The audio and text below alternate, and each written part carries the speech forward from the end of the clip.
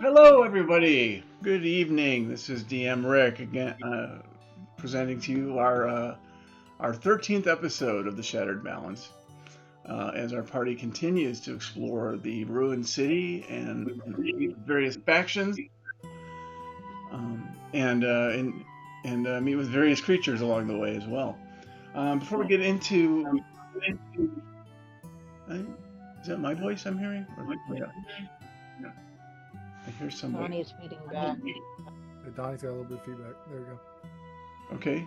Yeah, there I go. I'm gone. Dominica, thank you. I was losing it because I know that I turned the Twitter audio off this time. Or Twitch audio, I should say. Not Twitter. That doesn't exist anymore. Anyway, before we get into it, let's first introduce our players. Let's start with Justin. Tell us a little bit about yourself and your character. I'm Justin. I'm playing Crimson, a Tabaxi rogue, who's trying to navigate some of the dynamics of the party and what to do about Delirium. Okay, sounds good. We have Luna with us, even though she's on camera today. She's feeling a little under the weather, but she is participating. So tell us a little bit about your character, Luna.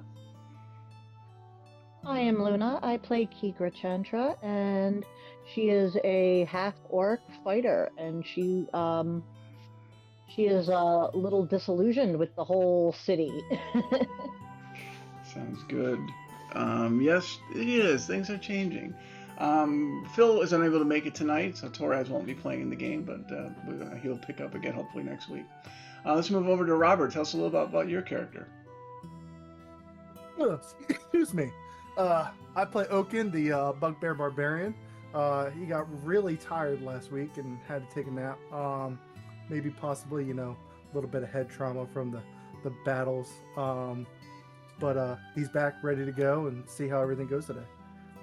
Okay, sounds great. And last but not least, Donnie, tell us a little bit about your character.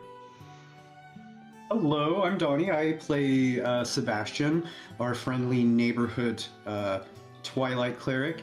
He is also against the Delirium, kind of waiting to see where the party's going to go with it, but he finds himself more on Kipra's side.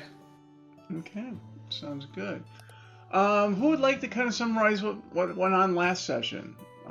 And then feel free to jump in and add to it, and maybe I will as well, depending on what gets said. Who would like to give it a go? There was a lot of talking last week. I went on kind of a rant about the city and the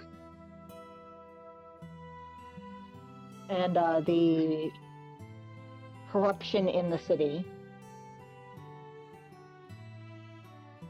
And it was, I talked to some people about the Silver Order in this chapel of St. Ardena, and Sebastian kind of decided he kind of agreed with me regarding the evils of the city and the goals of the Silver Order.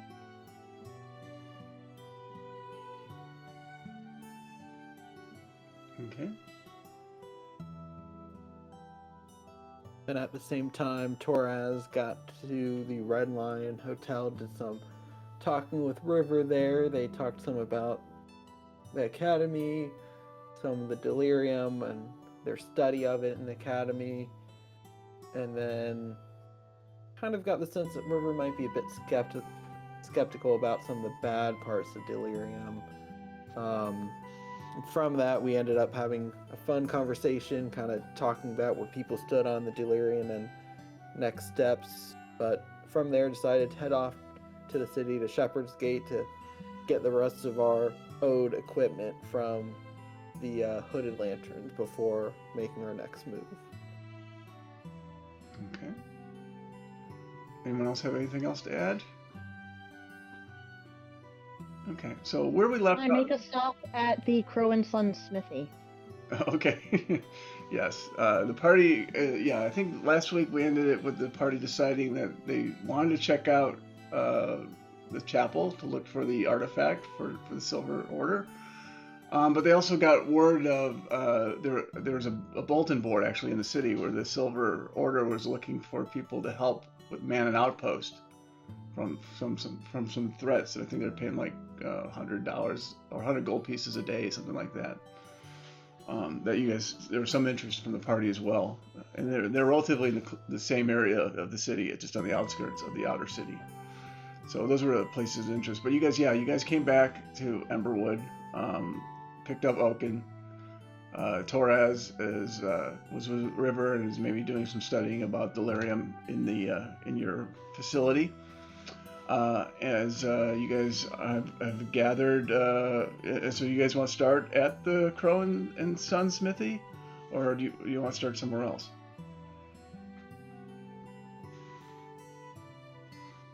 You started the Smith. You guys just picked me up on the way back. I finally was awake. I think that, for you, yeah, I was gonna Oaken. say. I think Jake got me pretty good that one time, so I needed a rest. Then we picked up, when we were getting equipment, I picked up an extra health potion to give to you, so you can add that to your inventory.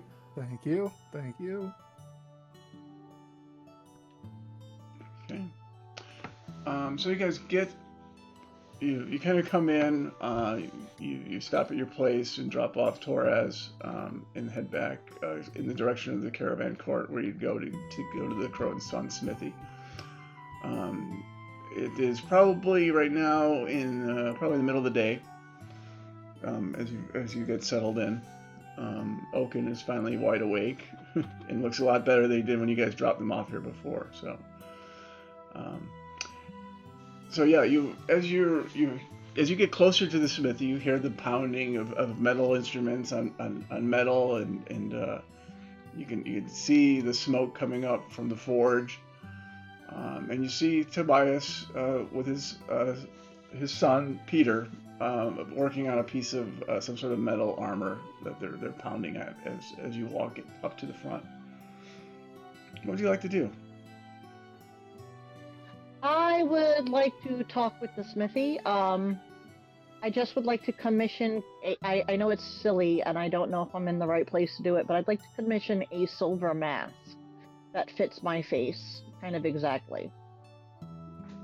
A silver mask. He looks at you and he goes, Right. Is this ornamental, or is this Yeah, it would be ornamental. I don't. I would like to have a simple rose etched into the silver mask.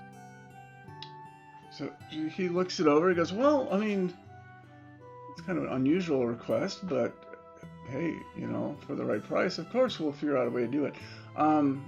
Would you happen to have the silver on you that can be used, or do I have to? Or do I need to acquire that? I'll include that in my cost." You'd have to include that in your cost. Okay.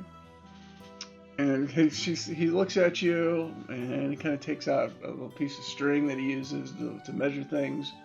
He starts measuring it, kind of looking at your head, measuring it, looking at the distance of your eyes.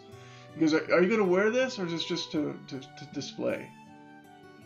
I plan on wearing it, yes. Okay, so then I need to make the eye holes a little bit bigger so you have your peripheral vision. And he starts making some notes.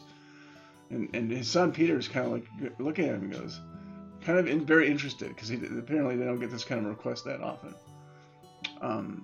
He says, "Okay, well, here I can do this.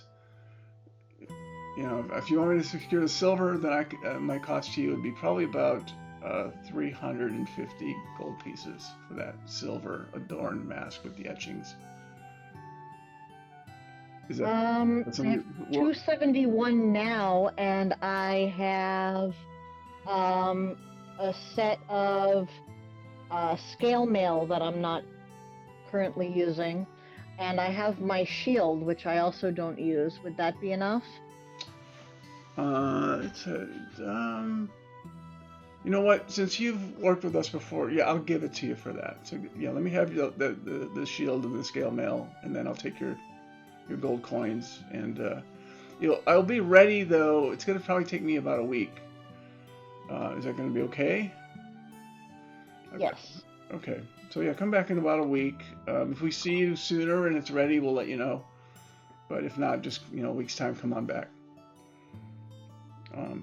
and he jots down some notes and he hands it to Peter. Peter kind of runs into the caravan court like he's shopping for some other stuff. It looks like there was already a list on there, and then a few things got added after your request, Keeper. Anything else I can do for you? And he's looking at the other gentleman. Anything you gentlemen would like? You have any plate metal? We can order. I can get it made for you. How much does that run around here? Oh, let's see. It's kind of a rare item, so just to be upfront. But I know some people that know some people. It'll cost you. It's gonna be close to probably 2,000 gold pieces. Oh. I look back at the party and say, we need to go get some more money. Yes. Hey, do you know anyone around here, Mr. Smithy, where one could pick up an elvish cloak or elvish boots? I'd go down to the caravan court. A couple of people there that bring in things that are relatively uncommon. Can't guarantee they have them, but if anyone's going to have them, it'd be the group it's either the large man with his magical items, and I think there's another guy that has a lot of supplies. Between the two of them, one of them will probably have it. Okay, thank you for the information. I would like to know if he has any splint armor.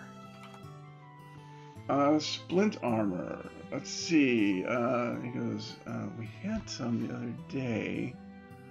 And then he's like, well, here, come back in a little bit. Peter would probably know if we have it. Okay. He has a better idea of the inventory. Yeah, I'm interested in that, or possibly, some kind of scale armor or something, or bracers, something to help with my defense. If we have that way it, I can we get can rid of the hold it. shield. We can hold it aside for you. Sounds good. But just to make sure we don't, obviously we don't want to lose out on the opportunity to sell it to somebody else. So for a small Understand. fee, we can hold it till you come back and decide whether you want it or not. If we went with the splint armor, how much would the fee be? I'd probably charge you about 50 gold to hold it for you. That sounds good. I'll give him 75, and then I'll tell him, I said, if you also run into any type of bracers, I'm definitely looking for something to go ahead and help, a barbarian out. And then he looks at it and goes, is this splint for you by any chance? Yes. Okay. Well, I'm gonna have to make some adjustments because you're a rather large person. I gotta make sure that what we have. So there might be a little bit of adjustment, but once I see what I've got, I'll let you know. We'll just hold the price, and whether we have to adjust it or not, I'll let you know next time we meet. Okay. I'll give him 75 gold. Okay. So he puts that in. He makes a little note, and he kind of sticks it on like a metal nail that he sticks into the wood across from him. I think it's kind of a reminder. Okay. And he's like, well, if there's nothing else, you guys have a good day, and I look back forward to seeing you guys in any way from a few hours to a few days. And he goes back to hammering away at what looks like a chain, some sort of chain shirt he's working on right now. So, okay, anything else you'd like to do here, or anywhere else you'd like to go in the city, in the town?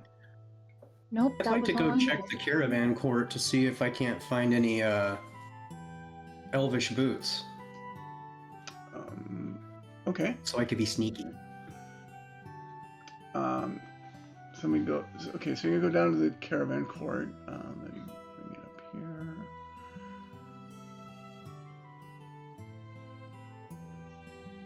One second here.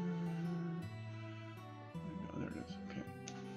So yeah, back in the caravan court, you see Marlowe, the guy whose initial caravan brought you to Emberwood. He's there. He's selling food and water as well. You see Gainsbury's Supply Company. So they have all the tools and for like digging and for cartography and goggles and basically working with your hands.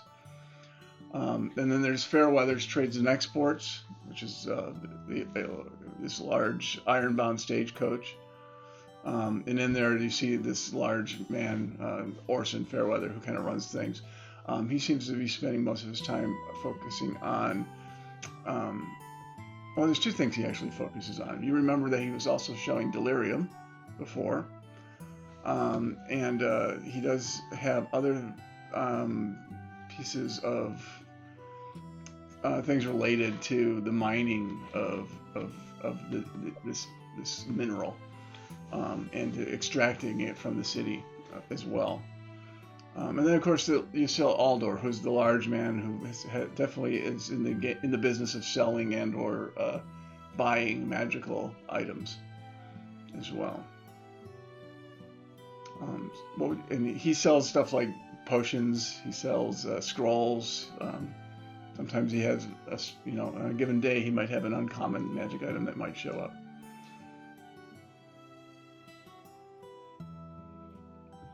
So, who would you like to visit? Where would you like to stop?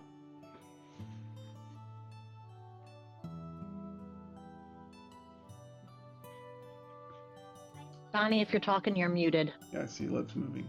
So. Yeah, my lips were moving. Was it Marlowe that I needed to speak with? You wanted to see Marlowe. Sorry, remind me again what you wanted to talk about. Make sure I can send you to the right Like person. Boots of Elvenkind. Okay, so I it can probably walk wouldn't be silently. Marlowe. It'd probably be Aldor who would have it. Okay. Order of the Map. Well, I'll approach Aldor then. And as you come up to him, and he looks at you and he goes, "Ah, welcome, my clerical friend. What can I do for you?" Good afternoon, and I was wondering, would you perhaps have any special items, such as maybe Boots of Elvenkind, or something similar to that? I make so much noise when I move around.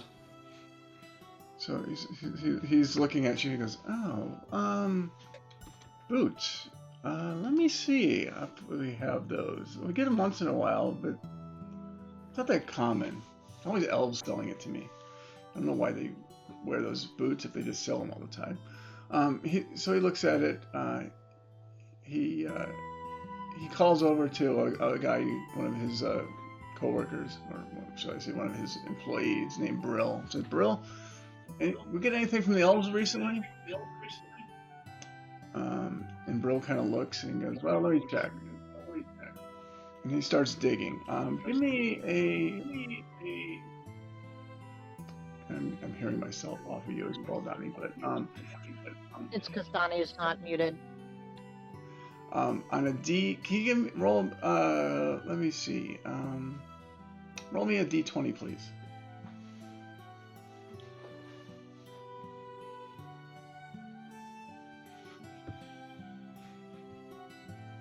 Okay. He is. He is. Let's see. Oops. Let's learn how to type.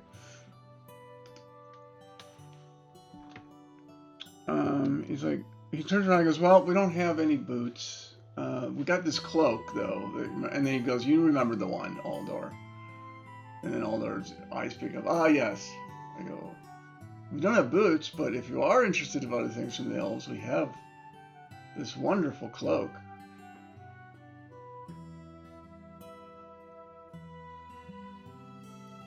What color is it? Primson hears the cloak and kind of wanders over to look at it too.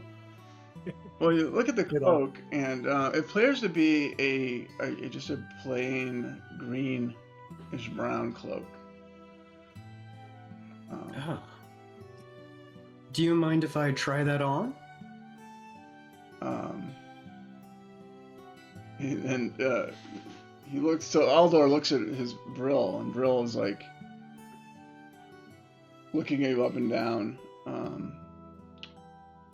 And then the other guy walks in behind you and says, "Sure." So you're kind of pinned between two people right now. And he hands you Okay. the cloak. I put the cloak on and take a few steps, kind of smash around a little bit to see if I'm making any sounds. If it works, I'll ask how much it costs. Okay, and so what happens is as you put it on, your other party members, you start seeing bits and pieces of Sebastian kind of blend into the background. And you can still hear him moving, but he's definitely harder to see against the background of the city as he's wearing this cloak. It doesn't do anything about the noise you make, but it makes you kind of hard to stare at. Oaken keeps rubbing his eyes like, I thought I woke up. Maybe I do have a head trauma. I look over at the salesman and I say, how much? He looks at you and he goes, I'd love to sell this to you, but I don't think you can afford it. At least not yet. At least not yet, huh? Well, okay. Oh, well, that's unfortunate. I take the cloak off and hand it back and Crimson's walk gonna out. ask, but how much should we be getting to be able to afford it? This thing is a relatively, well, you can see what it's doing. It's great if you're looking to hide. You kind of blend into the background. I believe they call this, I think this is one of those elven cloaks. Makes it harder for people to see you if you don't want them to. And of course you only notice it, just to be clear, when you put the hood of the cloak over your head is when everything, you started to blend into everything else. When you bring the hood back down, then it's just a solid green hood cloak. And the other people notice this as well. It seems to be the trigger is putting the hood on. But he's going, this will cost you. He's like, what do we usually charge for something like this? And he goes, well, we don't see many elves anyway. So this one's probably going to be about maybe 6,000 to 8,000 gold pieces.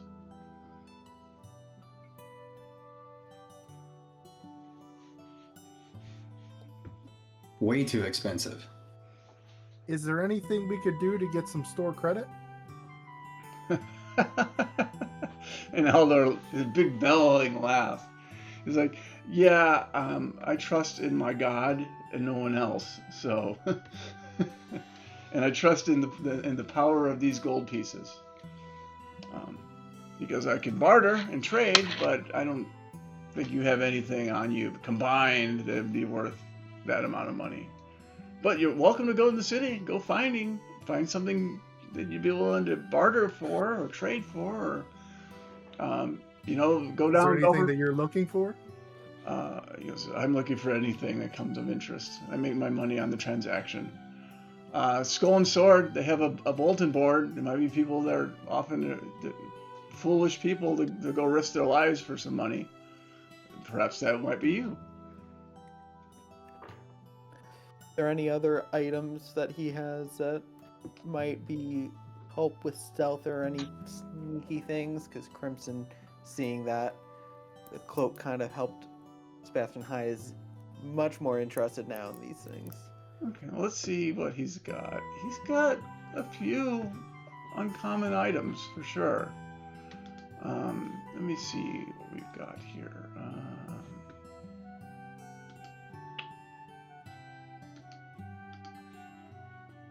Let me look for.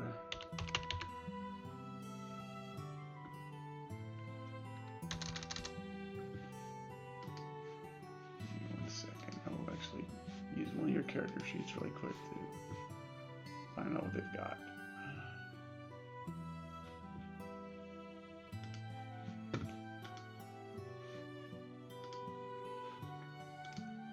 Okay. So you see, there's a bag. Because I'm not sure if you've seen these bags before. You just keep putting things in there and keep putting things in there. It doesn't get any heavier. If you're interested, this one, we get these a lot. So this one I'll give you for 300 gold. And then he looks, he pulls things out and some junk along the way. Pulls out this club. Doesn't seem much of anything. You see, it's a big piece of wood, like a tree limb, but on the end of it, you see a couple of colored stones that are kind of be glowing a bit. Because this one is interesting. Doesn't look like much. It's a club. I mean, a club is a club, but everyone that uses this seems to be more alert. They seem to know when something bad's going to happen. Nobody that has ever wielded this club has ever been surprised. Except the last person. And he goes, one more. Let's see, what else do we have here? And he's looking through. He goes, I've got this bottle, and he pulls out this little bottle with a little lead stopper on it. And he pulls the stopper out, and you see this cloud of thick smoke start coming out of it. It starts to kind of hide the whole area. And then he puts the topper back on again and flushes his hand away to kind of make the smoke go. This could be useful to kind of get out of a mess if you had to. This little bottle. And he goes, the last thing I have here, and he pulls out a little silver bird. About the size, something that could fit in your hand easily, like the size of a golf ball. And he goes, this one's an interesting one. And as he puts it on his hand, he says some words, and this little thing kind of grows into the size of a raven. And so yeah, you have this large raven kind of pops up, jumps up on his shoulder, and then he asks him to come back down. And he turns back into this figurine again. Oaken really likes the raven. How much do you like the raven? How much is the raven? The raven itself is. This one is. I don't even know how to price this. I mean, yeah, it's great to have this little figurine. It can fly around, and I might even be able to help you observe stuff. It's just very rare, but it's beautiful even if you don't use it as a raven. That beautiful little animal. But I'll give you this one. How about I can give this to you for like 500 gold pieces. It's said that the raven will actually help you to speak with other animals. Oaken's very interested in the raven, but he knows he doesn't have enough. Can I put a deposit on that raven? You want me to hold your money? Well, how long?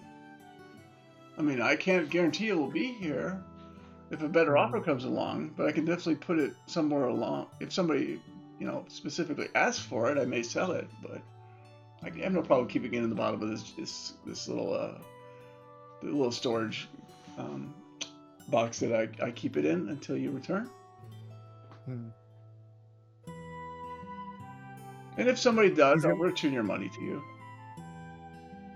Okay. I would like to give him 100 gold to hold the raven. Okay. And I'll tell him, I said, we got some work coming up, I think, and we'll be back soon because I'm very interested in having a friend. Okay. And you see he takes out a little piece of cloth, he scribbles some notes on it, puts the raven into a little burlap bag, and then ties it off and puts it back into this box. Okay.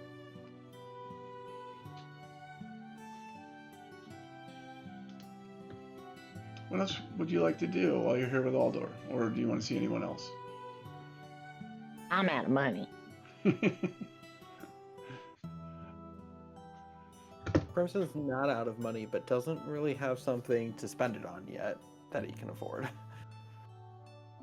Sebastian doesn't have enough of the money. Isn't that how it always goes? We need to go. make some more of the monies. Yeah, we definitely need to make some. It's like being married. Have money before, and now you don't have any money. Come on, guys, let's Didn't have money go. before either.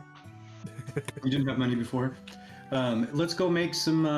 Let's go make some gold, guys. And Okay. Well, I was actually wrong. It wasn't. It was. I had 200. I wrote down 200 a day on that silver order outpost that needed help. Oh, that's much better. that's a lot of gold very quickly too, in a short amount of time. All we've got to do Yeah, is we can survive. stay there a week. Well, we have to stay there as long as we can stay awake. Yes. I think we can sleep. It's just we don't get any benefits of. Yeah, you just don't get a long rest. You can still get short rest. Yeah, yeah, but we might pick up like exhaustion or something. You risk contamination, but it's Oh, that's you're in the outer city, so the risk is not as bad as it would be in the inner city. So, and you're like almost out of the city at the location of where the outpost is. So.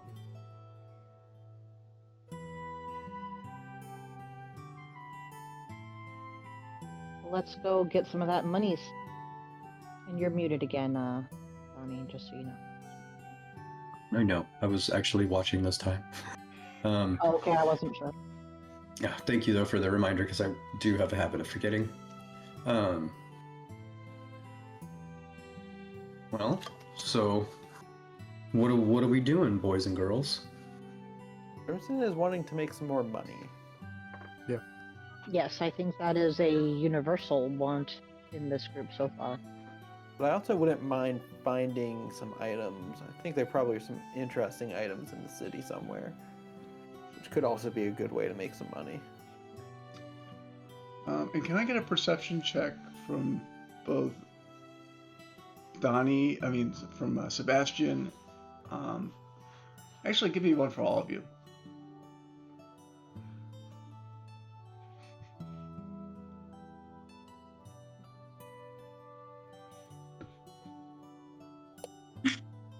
$15.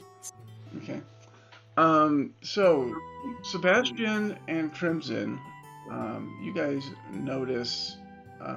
You notice Sebastian. You see Ophelia from the chapel of Saint Ardena in town, and she's in the area, and kind of flags you down.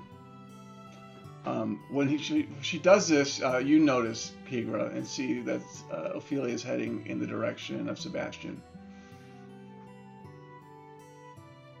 Okay. Good afternoon, Miss Reed. How are you today? Fancy seeing you here. I am. Always a pleasure. And she looks at you and goes, well, I'm doing well. It's good to see you back.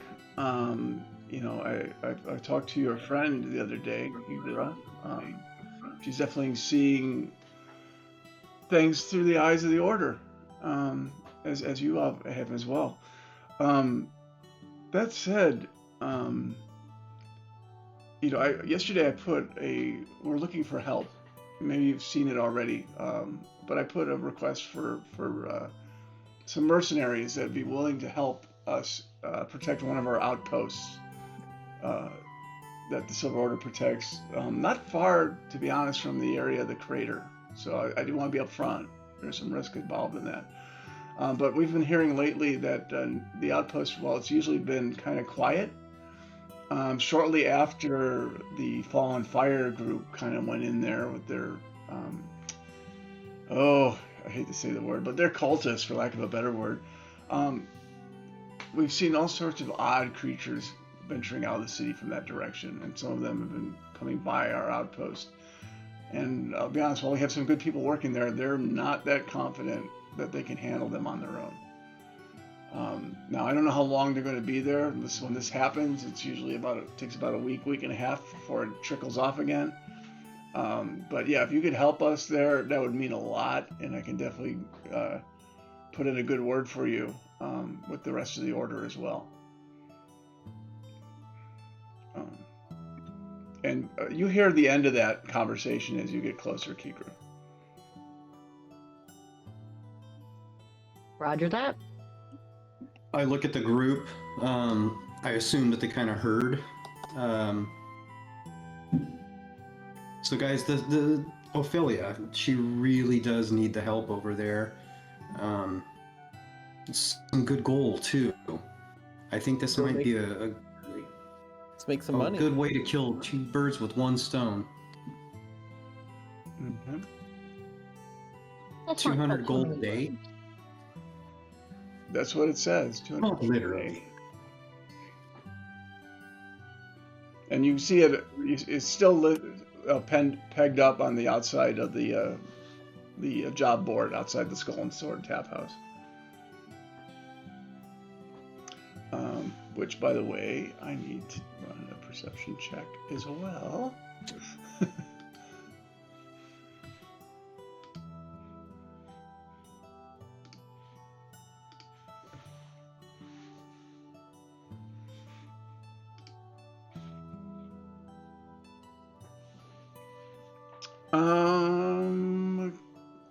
Kigra, I need you to give me a perception check as you're walking by the Skull and Sword.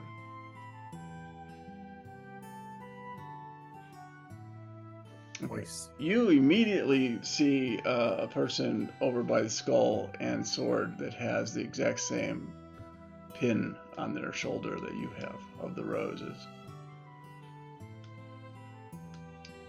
And she looks and she looks in your direction and kind of like flags you to come out to the side, over by where this building is over here.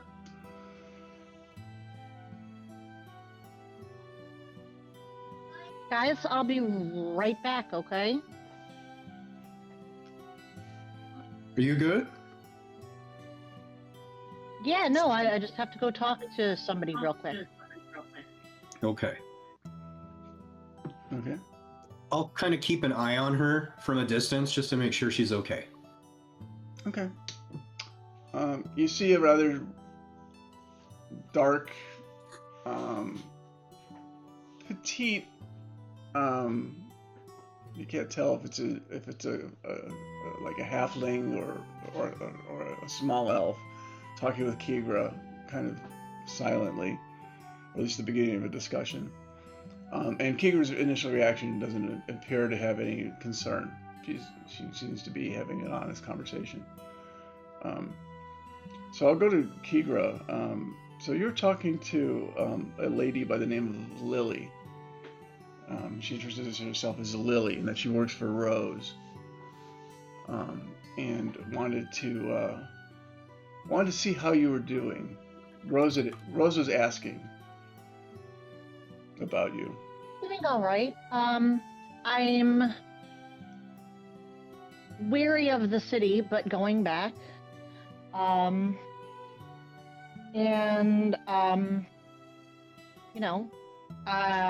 Trying to make some money, and killing cultists seems like former cultists that are now aberrations seems like a good way to do that. She look at you. What is this about killing cultists? Oh no, not cultists. They're not cultists anymore. They've turned into horrible monsters, and we're helping defend an outpost. Really, it's just for, $200 a day is 200 gold a day is kind of enough that I can't shake my head at it. I know what you're talking about. Oh, Ophelia put something up there the other day, didn't she? Something about 200 a day to help protect the Silver Order outpost. Are you sure that's what you want to do? There's other ways you can make money in the roses without risking. Oh no, I know. But some of the ways you guys usually make money, I'm not so good at, and this is something I can totally do. Okay. Are you sure? You know that the Silver Order is not a big fan of the roses or any of the men. No, but and they've noticed that I wear the pin, but money is money, isn't it?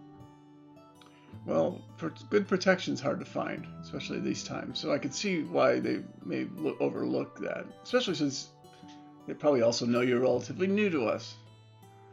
But Well, if you if you have any misgivings about your decision with Rose, you would let her know, right?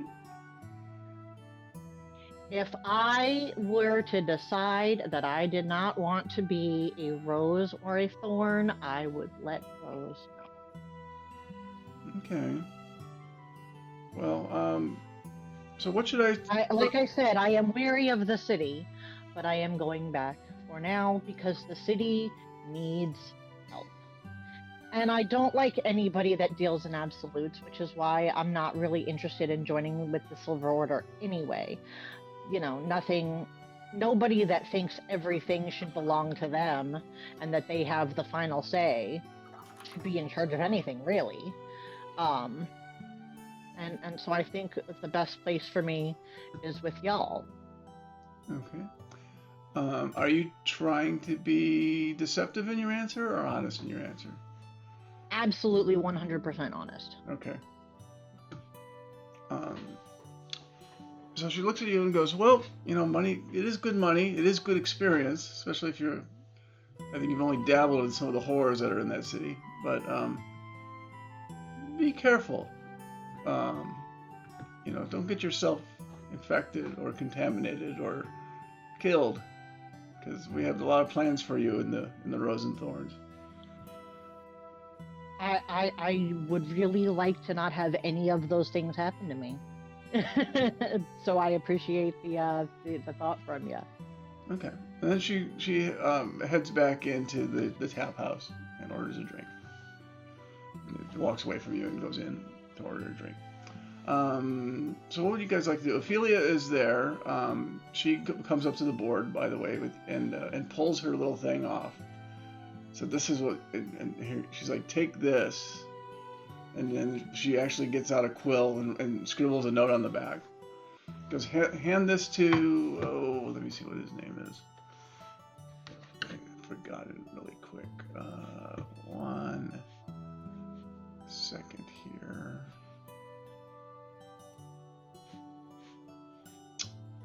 I'm going to wing it. I'll change the name when I get the actual name. We'll call him Bill for now. There's a guy that we call Bill, but his name is such and such. He goes, tell him that Ophelia that Ophelia sent you, and I think they'll look forward to the assistance that your party can provide. And then she gives you a kind of a direction. The directions to the place are kind of scribbled on the back of the note already as well.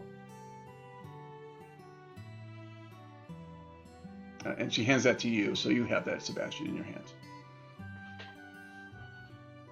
I make my way back to the group and I'm like, all right, I think we can be off, guys. Okay. You guys ready to head out to the outpost? We're burning daylight. Okay. Yeah. Yeah, Let's go all while we start got some to see if sunlight. anything comes along the way. Everyone Time can is get money. D20, please.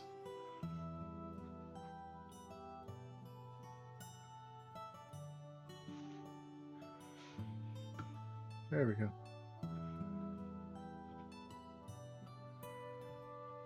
Low, but not a 1. Whoa, Well, you guys are like Lower. going a little lower. that was Going the wrong close. direction. Don't keep this trend going.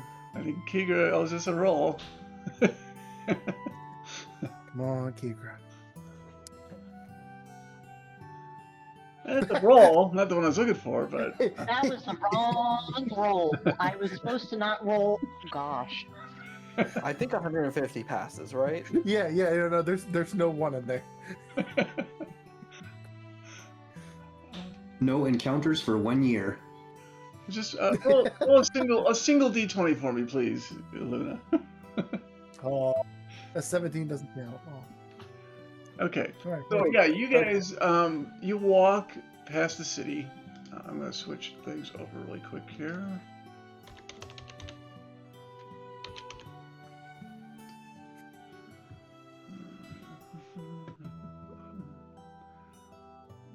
Where is it?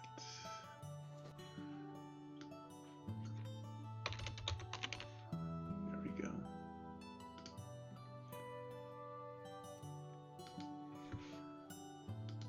Let's see.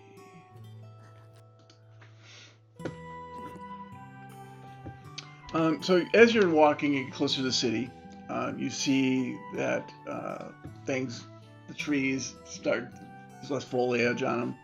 You start to see the wisps of this purplish haze as you get closer to the outskirts of the city. And just off the road on your right, you see what appears to be a large, well, not that large, but an outpost of some sort. There is a flag, and you do recognize the symbol of the Silver Order waving from that flag. And there's a couple of people that are that you can see from a distance that are up there. So let me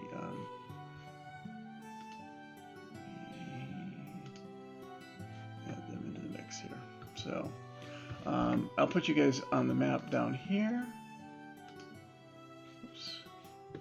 I'm still seeing the town. Yeah, I'm still seeing the town. Oh, you've seen the town, yeah. Same. Yeah. Interesting. I'm getting a slow network on my end, so give me 1 second here. I don't know why my network has gotten very slow. Waiting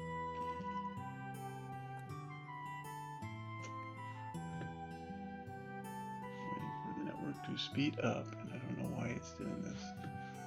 Oh, I see. On the other Twitch, it still hasn't switched over yet. Let me try this again.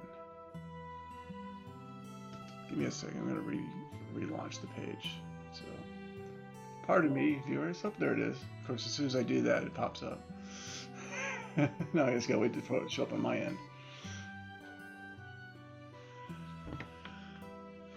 So yeah, you see. And then I'll add you onto the map as soon as I have the ability to do so.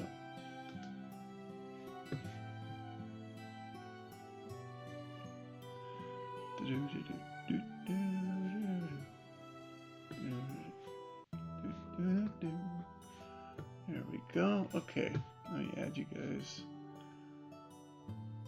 What is that?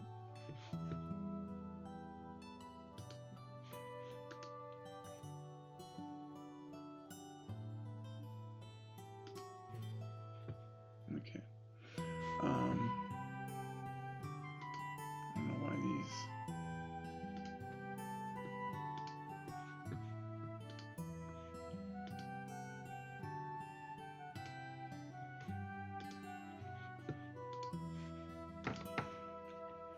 A second, let me get a person here.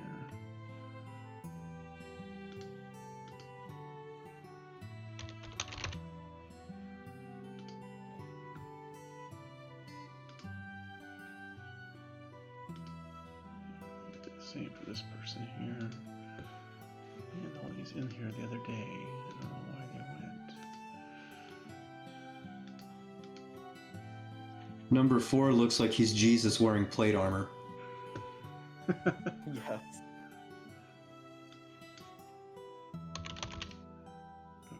Yes, it is. Let's see. Which one do I want to use here? I'll use this one. Okay. And so yeah, you see these people mounted up. You guys are down here. Let me add your characters.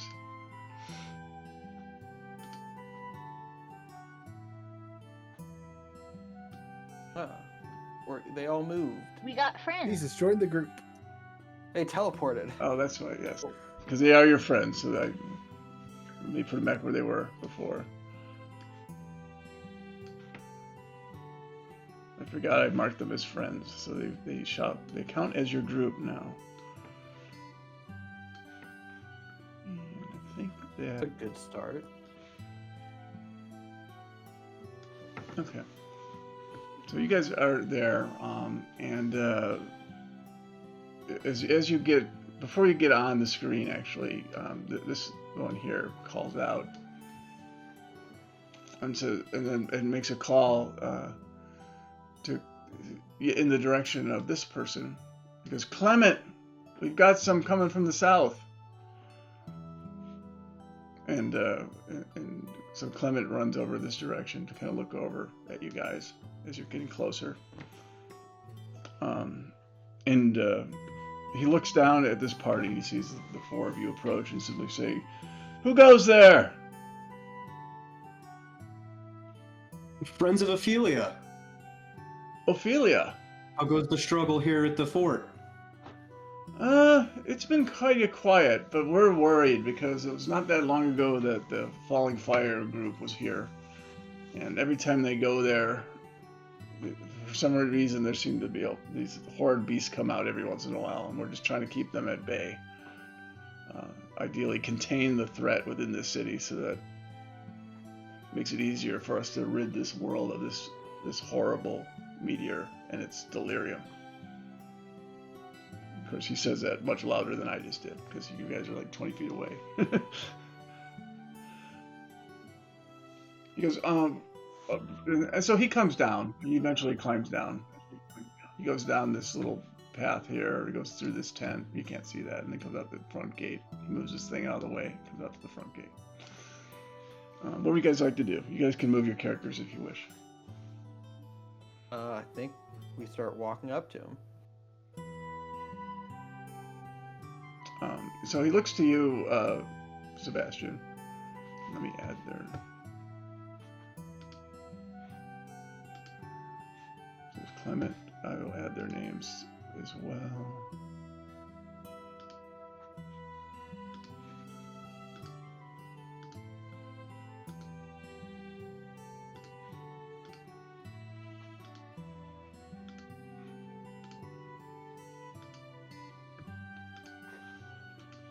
And so you see them all in various levels of armor, and they definitely are looking out for the outposts.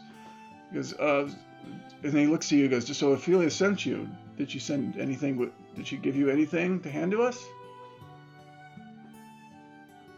No, she just sent us here to help. She said you guys needed some help over here. Gave you a piece of paper yeah, that she took down off of the sword and wrote something on the back along with her name and handed it to you, Sebastian. I apologize for my Alzheimer's. I take the note out of my pocket and I present it to Sir Clement. I whisper to Keegar, are we sure it wasn't like a secret love letter on it? Is that why he's trying to hide it? He wouldn't let me see it at all earlier. Well, if it was, then, oops. Read it out loud for the class. Also, I wasn't sure they were allowed to, do the whole loving thing. I have no idea. Oh, we most certainly are. That's whenever I pipe in. You never take that away from me. He knows of the birds and the bees. He goes, so what I knew he was a pervert, but... What did Ophelia tell you we would be paying here? 500 gold a day. Isn't it written I'd have on to the roll piece for of that paper? one. Persuasion. I smile. Isn't it written It was on the piece of 200. paper? She had posted it up on the billboards in town. Okay, that sounds more like it, because I don't think we've come into that kind of money yet. But this is our outpost here. Our biggest concern is to keep an eye on those that go to and from the crater, and to contain anything within the city that might be a threat to the wider area. Most nights it's boring, but when it gets rough, having every hand with every weapon they can is going to be a need. What kind of supplies do you have here? We have mostly ammunition and hand weapons. We hope that most of you brought your own weapons. I think that was put on the. You don't have food? Do you need some food? I have a little extra, and I have some spices to make the food, not crappy. Well, your food would be welcome. Yes, we have food. You can see the fires are going to keep the bugs away. Although the bugs here are a little worse than the ones I'm used to. But yeah, we usually we switch guards. We usually have about 3 people that are awake at any time of day, and we try to get people to rest in between. But yeah, the threat to us always comes from the north. How many total do you have? It's just the 5 of us.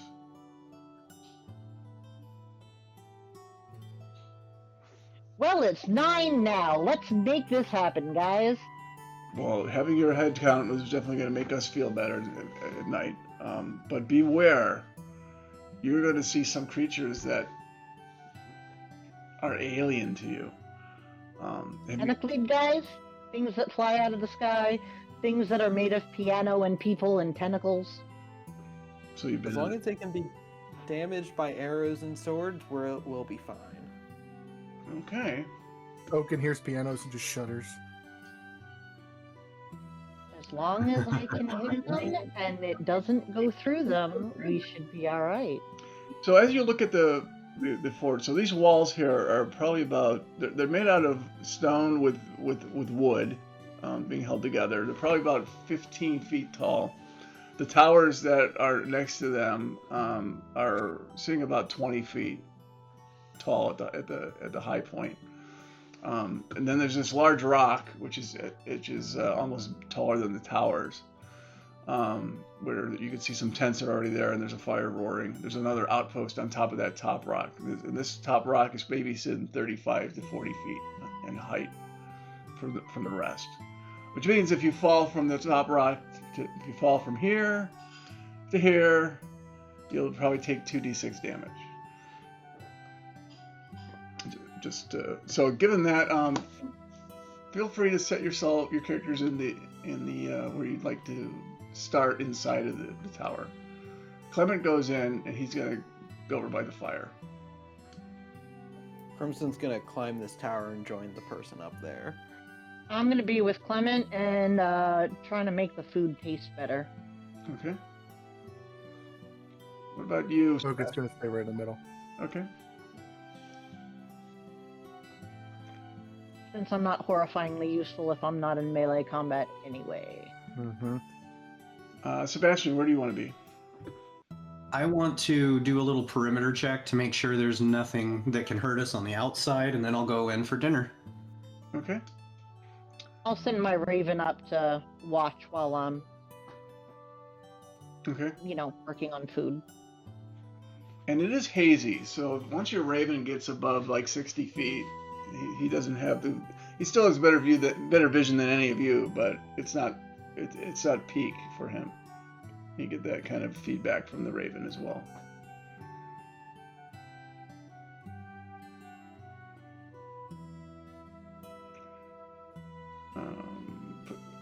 Where do you want Is to go? that towards the south or towards the north? And the bad things would be coming from the north, right? Yeah, the upper part would be the north, and then you got the south here, where you guys came from. This road eventually takes you to Emberwood after a while.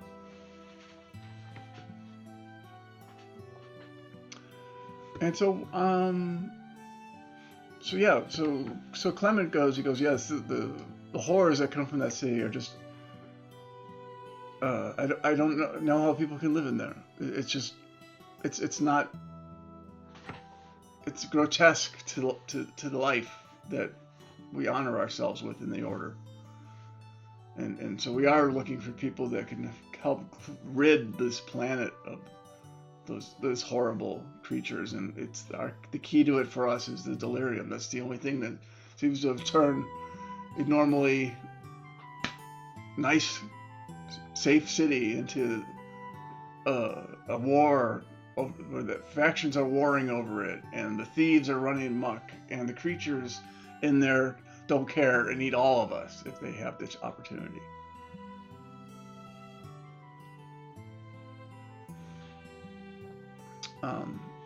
I agree. The creatures need to be purged from this world.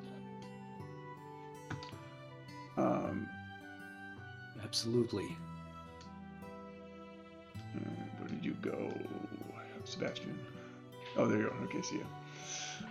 So yeah, he talks to Clement about that. Clement actually asks. He yells. He goes, "Madame Clayville, please watch the tower." And then asks, "Sir Bethard, Sir Norris, please come and join us for a meal." And then he walks up the ladder here and yells over. He goes, "You all set, Madame May?"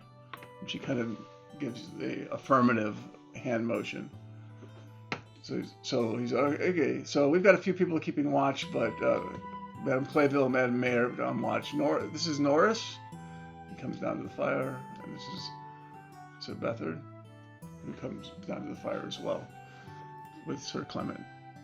So they're kind of chatting around the fire. What do you want to be doing, Crimson? Are you gonna stay up there with Madame Clayville? Yeah, I'll go to the other tower, so someone's on this side keeping watch as well. Okay. I'll send Carl with a scrap of food to Sebastian so that he knows food is ready. Okay. Oh, thank you. Thank you, While I Bird. switch towers, I'll grab some food too. Then Grab come some back food to on the way past the tower. Yeah. Don't Yep. mind me, just grabbing the tower and a taco. Yes. Or 3. And so you get, by the time you I get only got brings a here, little bit of food because he's a little bird, but you know. it is early evening here, by the way. The sun had just gone down. There was twilight when you approached. Now it's kind of dark. And it is extremely quiet. I mean, you can hear each other breathing practically. It's unsettlingly quiet. And Clement looks at you and goes, so tell us about yourselves. How did you hear about this job? What brought you to Emberwood? What brought you to the city? Mostly, well, I came to the city initially looking for money and glory and fame. You know, work things. You are not alone. Many have.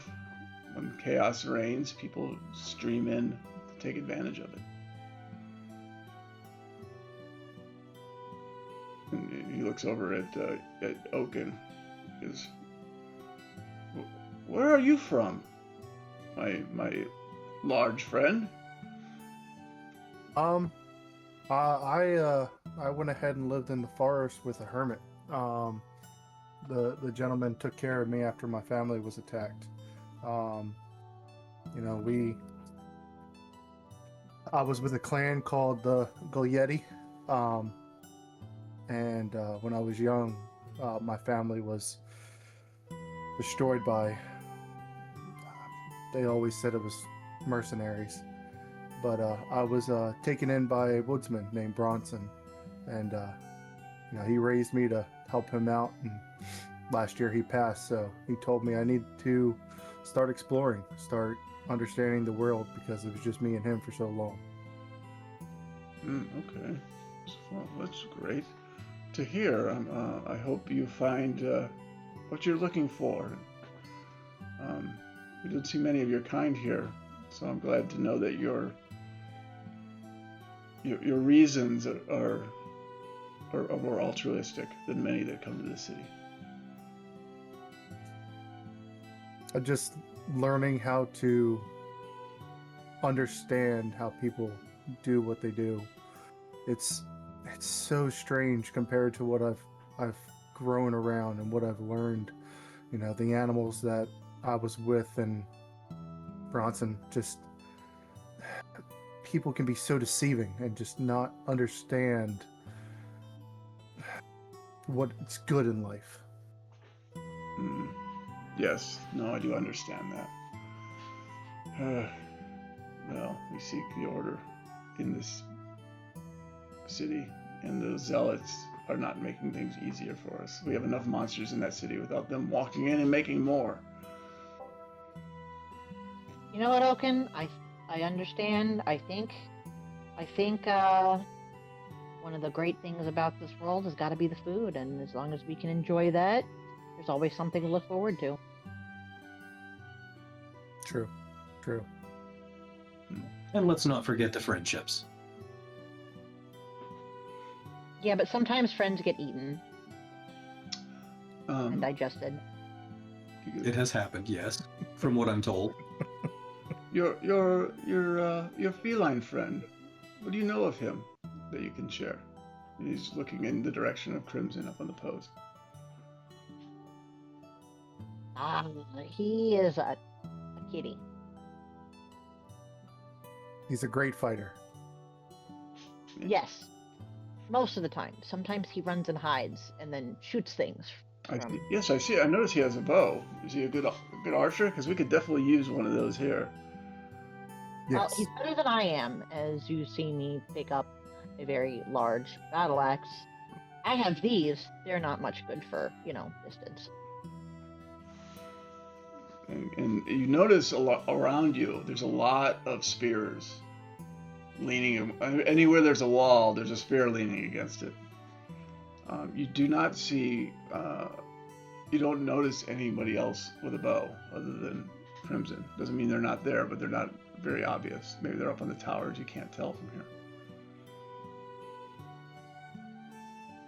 So what type of creatures are we expecting to show up? What have you run into so far? Hideous, tentacled creatures,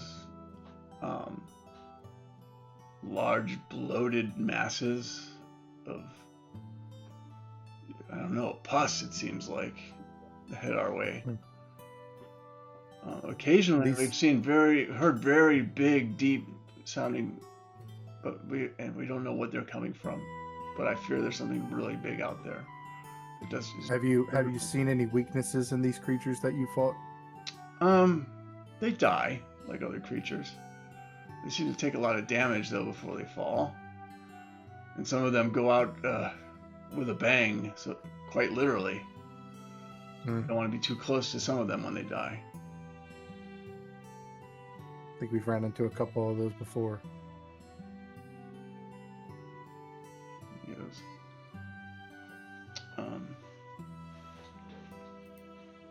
So he goes, well, let's settle in for the night.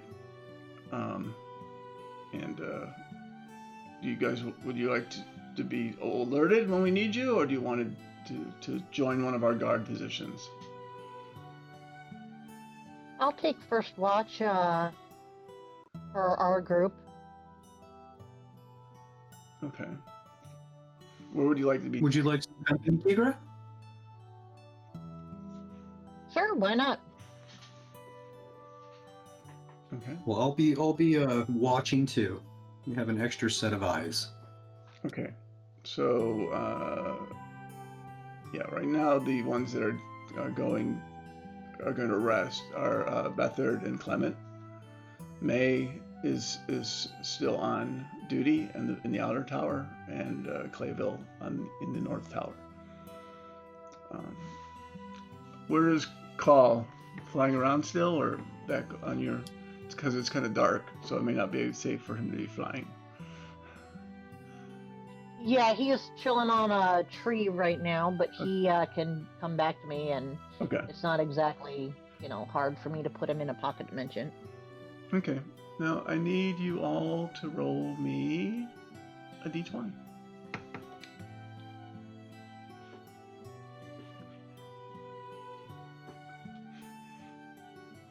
Okay. And I will roll them for. Okay, that much better than earlier. High numbers is what we want. 1, 2, 3. We've got 3 people on watch here. Let's see what they get. Don't add these up. Look at the individual ones. Oh, I forgot one more. We have 1, 2, 3.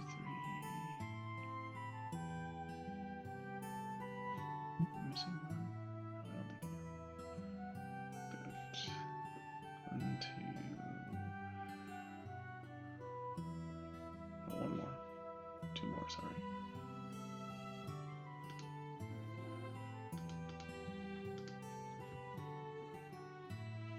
Okay.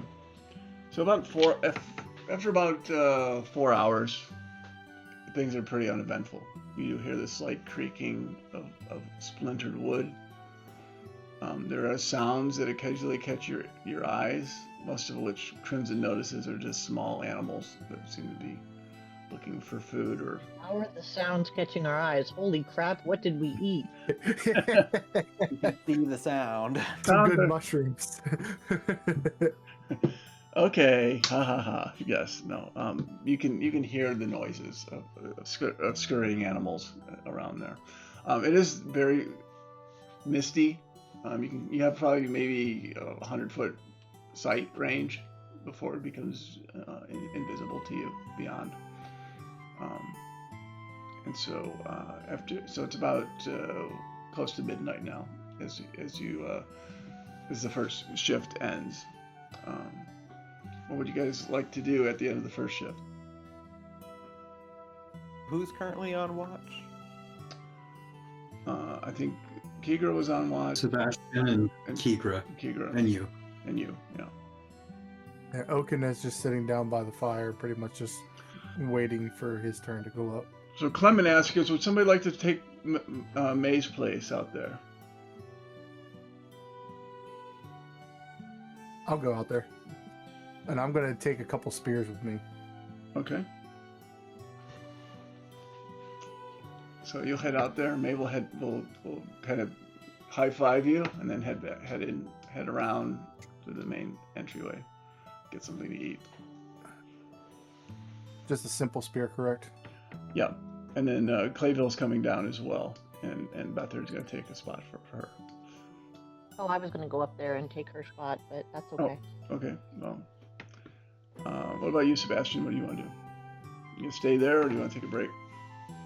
I'm gonna just stay here and remain vigilant Okay. because I got 360 feet of dark vision. Okay. You have half How that, did you have more than me? and you guys have. Twilight cleric. By the way, you guys only have about half of that right now in the mist. So. Okay. Okay. Let's roll the d20s again. They're just trying to make an encounter, DM. Just kidding. We gotta earn our keep here. Let's see how they roll. I think Crimson at this point is probably also just playing with a little ball of yarn up in the tower. Okay. So about 4 in the morning again, nothing's happening. I am gonna have to take a rest soon, of some kind. And so there'll be one more shift change before daylight. Who would like to take over? Do you want to stay where you're at, Oaken, or do you want to shift again? Yeah, I can stay again. I'll pull a double. What about you, Crimson? You've been on double. I think I'm gonna go to the rock and take a nap by the fire. Okay. So Clement's going to take your spot up there. That's where I'll go to is by the fire. Okay. And I'm going to keep my weapons on me though, because I don't know they're gonna roll too well. and Norris comes up here too, just to kind of look over, keep an eye on Sebastian. Sebastian, you should probably take a rest, because you've been up all day too. You're probably right. Who can cover my post for me? Norris, I think. Climb down. Yeah, Norris can grab it. So he takes over your spot as you're going down. Okay. For those that are on watch, that are on a pillar, up on one of the things, give me a perception check, please. Oh no, I should have stayed up there. At least Torres isn't up there. 5 would be nice right now.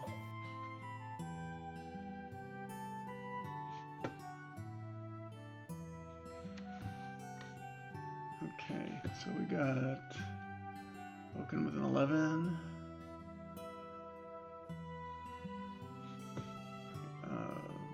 Clement had. Can we do his roll of Norris? Okay. Who else was on duty of the player characters? I think it's just Oaken. Just Oaken. Yeah, just Oaken. Okay. Okay.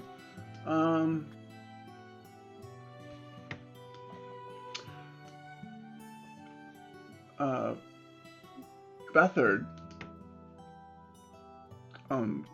starts scanning out to the north, and he starts tapping his spear against the side of the wall to get the attention of Norris, who starts looking in that direction. You notice that both of them are starting to look to the north, Oaken. Okay. And you see Clement come down here, and he's heading up to this bay as well. Does the Raven notice? you're Raven. Are you awake? Are you hearing? Are you I'm not awake, but the raven is. okay? And it can wake me up if it has to. But Well, I mean, only if the Raven it starts needs to. comes down and starts like pecking at you, Kiger. So the moment I see, does Clement give me any kind of signal when he starts heading down? He doesn't, because he's almost forgotten you. He appeared like he forgot you're out there. Okay. Yeah. But I'm just gonna keep watching that way too now, because I've definitely caught the attention of him moving, Okay. and I know I'm it's not a gonna shift attack change. Crimson and just let him know to get ready to be alert if he has to.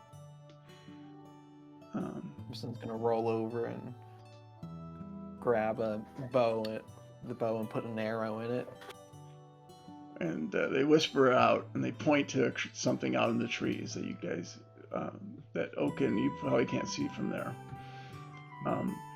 And Clement immediately comes down and slowly tries to wake people up without making noise. He's like, "We have guests." It looks like it's time, Crimson. I write this down on a little note and send it out to Oaken with Raven. Okay. And the Raven flies over to Oaken with the note. Really hope Oaken can read. Yes, okay, can read. All right, so Oaken's gonna start heading down and try to get to the entrance, but kind of like right here. And go up to Sir Norris. What are they seeing? Because there's some of so basically because there's there's something out there in the mist. It doesn't seem to be natural. I can only assume these creatures are on their way. He's like, I'm leaving call in the tower just so somebody's watching our north just in case, or south or whatever it is. Sure. Crimson's gonna climb up into this front tower so it can get a better view. And so you see these different creatures. You see this one here. You've seen before. You've seen one like it. It seems to be one of those tentacled things, but it's moving around like really frantically. Like it's overloaded with caffeine. This one here, this one over here seems to be just milling out and wandering out in a general direction toward the street. And this one you remember from your very first experience of the tentacles coming from the creature as it's waving its way toward your building.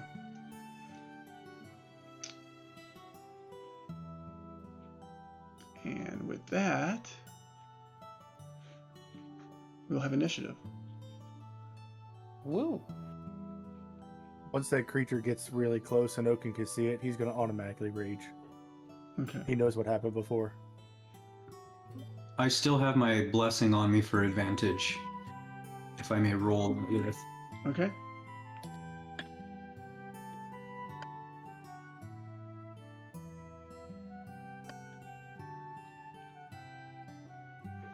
Okay. Everyone rolled? Yeah. Okay, so Clement immediately starts. He grabs a spear and hucks it at number 4. So he's going to,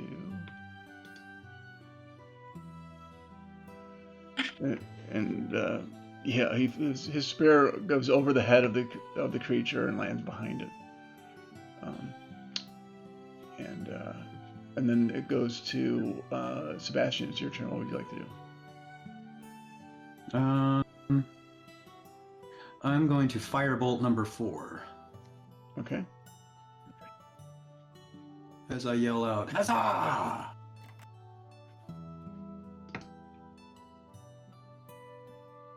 Okay. And get a 12 and probably miss. No, actually it hits. Oh. They're not well protected, and they're not actually very evasive either, so.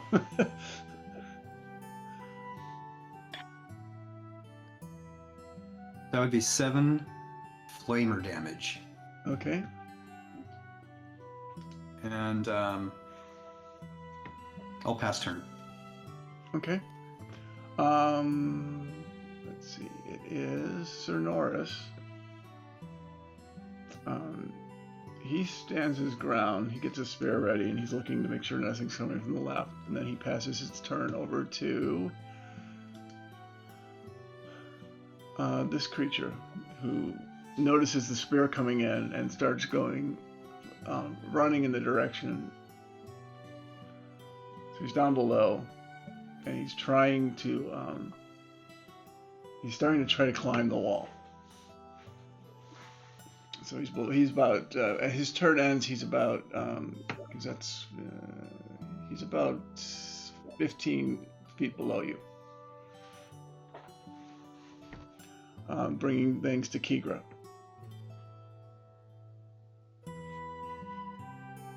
Kigra's gonna pull out her glaive and go up to the creature climbing the wall and try to stab him in the butt. Okay.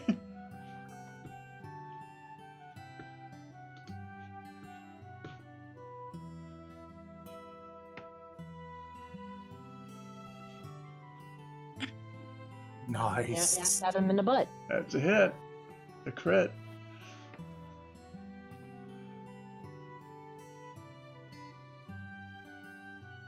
Okay. And then just roll critical on that.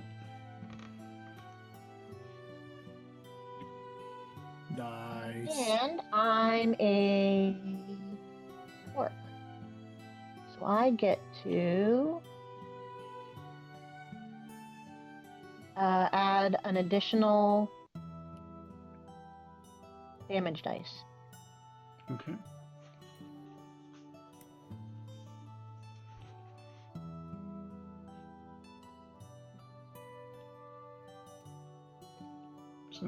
So 27, Nice. and it crumbles to the ground and twitches as its tentacles flop around and slowly stop. And as that it finishes up, up in the tower, you notice something, a different kind of one, a bloated one, suddenly appear.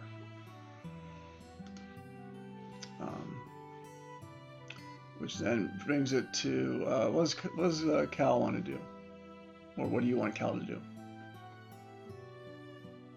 I'd like him to keep watch just in case. I don't want anything coming from to surprise us from the other direction. Any location you want him? You want him in the air circling over you guys, or over the threat, or somewhere else? No, I think I've got him over in the tower, and I'd like him to stay pretty close to the tower. Oaken's and tower. not be too much of a Yeah. Oaken's tower. Okay.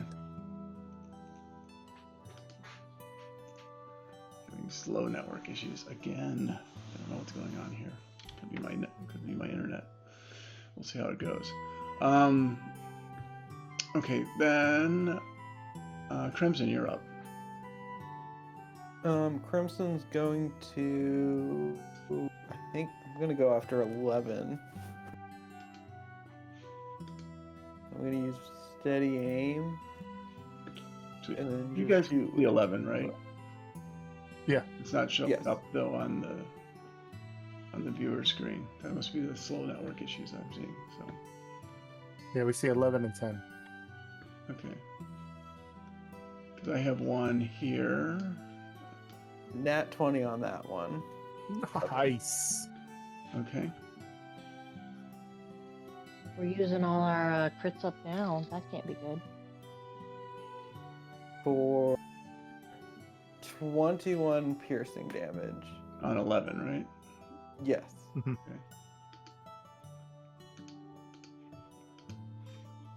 Takes a tremendous amount of damage, which you are not seeing. But I have got a very slow network right now, so I apologize for that. Hopefully it will catch up shortly here. Then it goes to Oaken. Your turn. What would you like to do? You said that creature's down, right? The one that's near Yeah. Kigra. It's at dead. Okay. Yeah. So he's just gonna move up. Let's see. So he's gonna have one of the spears out, and he is going to throw the spear at 11. See if he can finish it off. Okay. 22. That is a hit. All right, so 4 piercing with surprise attack. So 11, and then he was raged, but I don't. It won't matter. Okay. He's down. He's gone. And so he goes away. So Oaken just chucks the spear at him, and since Oaken took down that creature, let's see, how far is that one from him? I can make another bonus action with the other spears that I have, and try to hit 10. It's still within my range. So as a bonus action, But it's disadvantage in your range. between 20 and 60. Is disadvantage, yeah. Okay. Because it's 50 feet from me. Okay. Yeah. There's stuff I All right, see. so I missed that one. I got lag somewhere here. So this is what the viewers can see looking at Twitch is there are some bodies that you guys can see as players that they can't see on Twitch right now because of the network slowing down. So apologies for that. I don't know what's going on unless a lot of people are gaming tonight. Or my cable company is acting up again. Could be both. Probably that one. Well, we had a lot of rain too, but it's been Always blame the cable company. so. Especially if it's Comcast or MediaCom. I don't want to name anyone that could sue me for libel. So. But it's the truth. Shh, don't tell anyone. Okay. So you were attacking. 10. I Yeah. missed that one. Okay. Yeah, you missed on that one. Which then brings things to.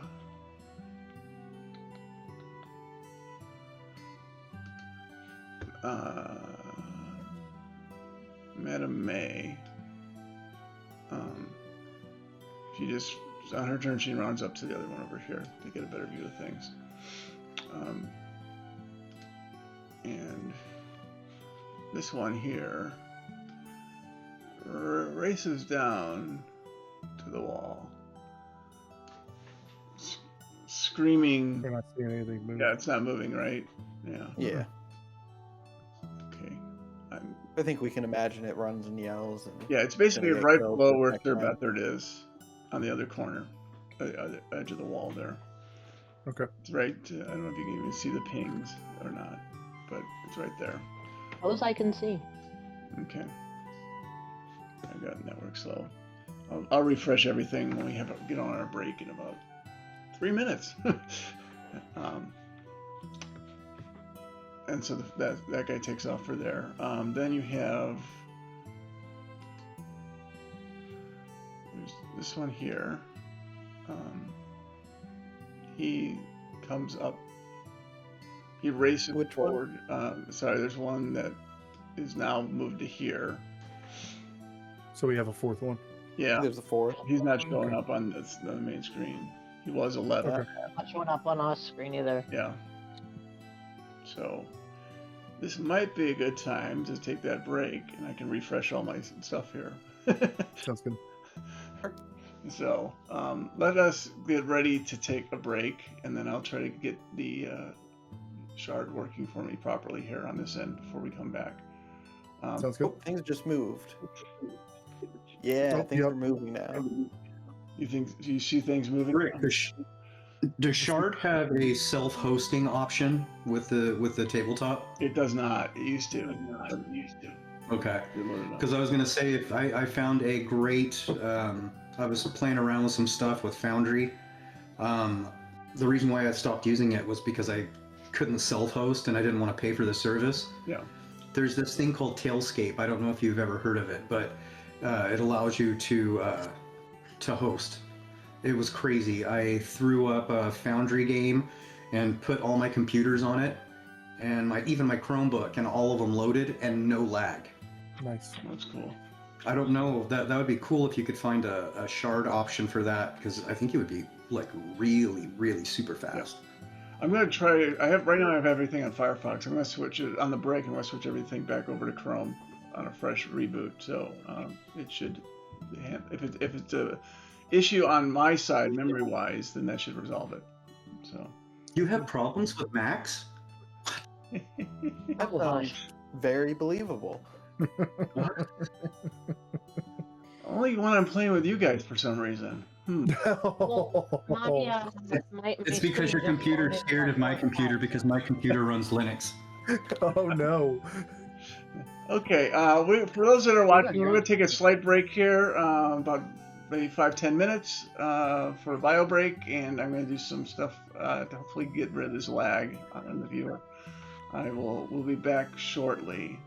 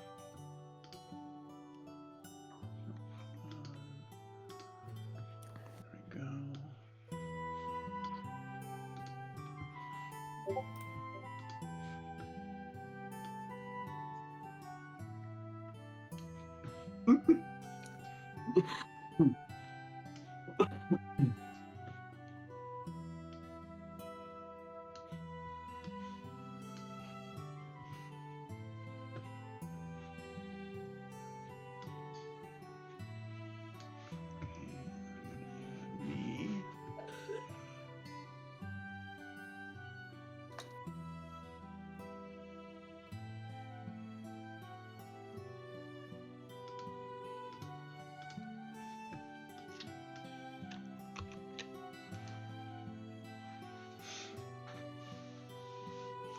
Okay.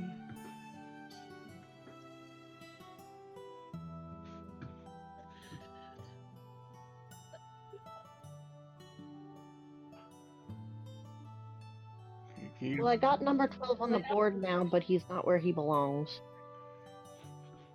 He's up here. No, he definitely belongs far away from us. I think that's where he belongs. 12? Yeah, but Yeah. it's not where he at.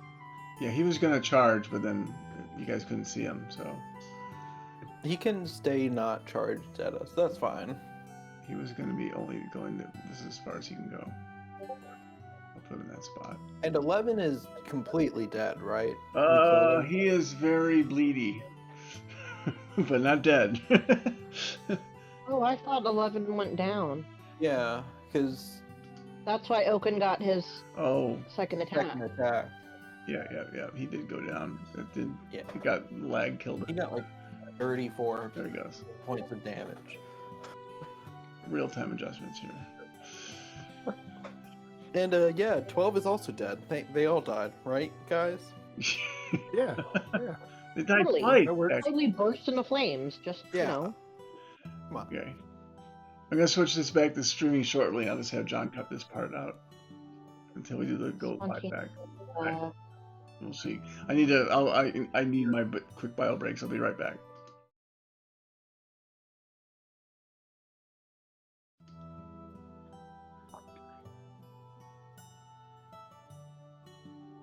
And we're back.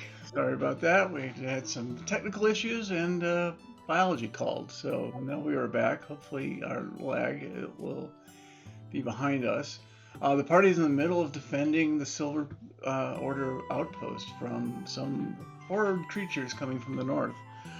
So far they've taken 2 out, but there's more on the horizon. So with that, we are going to go over to where we left things off. So after it would be Sir Bethard would be going at this point, and he's up there. So he's going to grab a spear and try to throw it at at the creature number 12 there,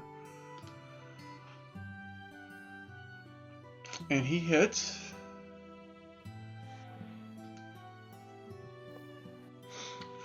Hits it for 8 damage.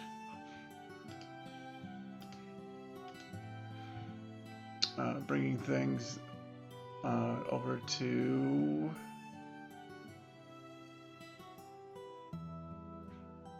Madame Clayville, who is in here. She is heading over to the gate. She's going to pause her turn at the gate there. And it goes back to Sir Clement at the top of the list. Sir Clement's going to grab a spear and hurl it at 12 as well. And just misses again. Bringing things to Sebastian. Firebolt at number 12. Okay.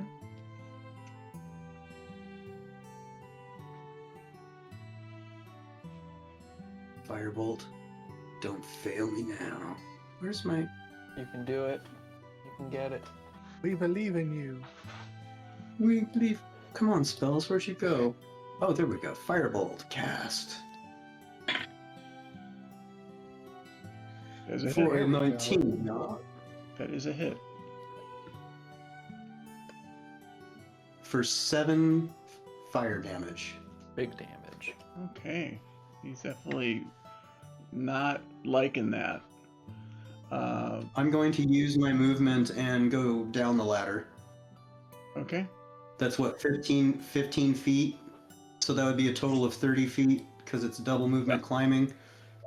All right, so I'm at the bottom. End turn. Okay. Then it goes to Sir Norris.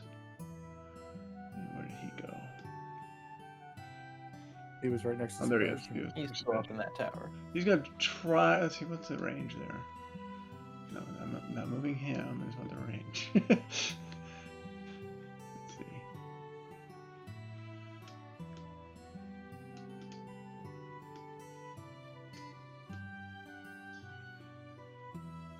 Okay, and he's gonna hold because he doesn't have really good range with his spear from there. So he's gonna move a little closer, but he's gonna hold his position up there.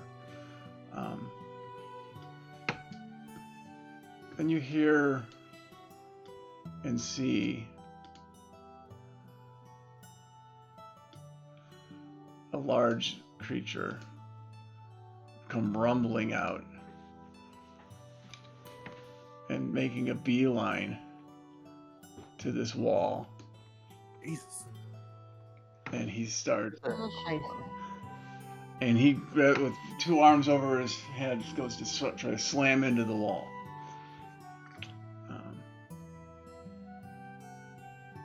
And the wall itself. We just skipping over Kigra. Yeah, this is Yeah, this is an inserted. never A new creature got inserted into the order. So Yeah, after Kigra. no, before Kigra. Kigra's still go Okay. after this one. So, and it slams. You can see it. Yeah. Okay. So it slams into the wall. Causes 20 points of damage to the wall itself.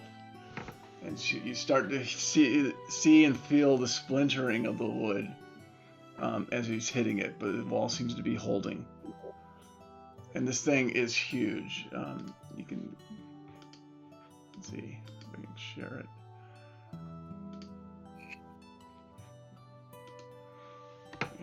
It looks kind of like this. Wow. And it's huge. So That's pretty. me whenever I don't get enough sleep. When my children keep me up and the cat meows, that's how I wake up. That's how I wake up Nemesis. every morning. Every What is morning. this? Enough sleep? And then after the first, then he reaches back and with his arms again, he goes one more slam against the wall.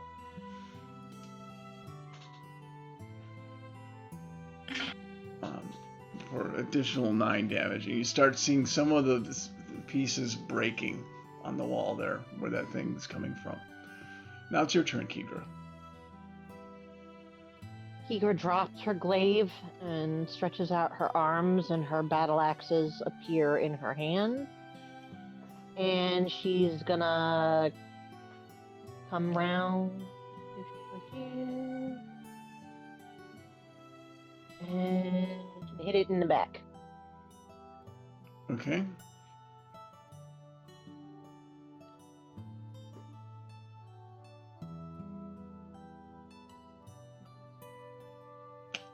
That is a hit.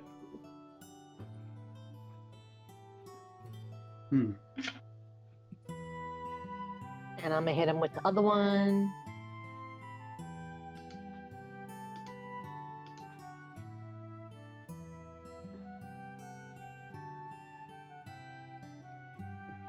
Okay.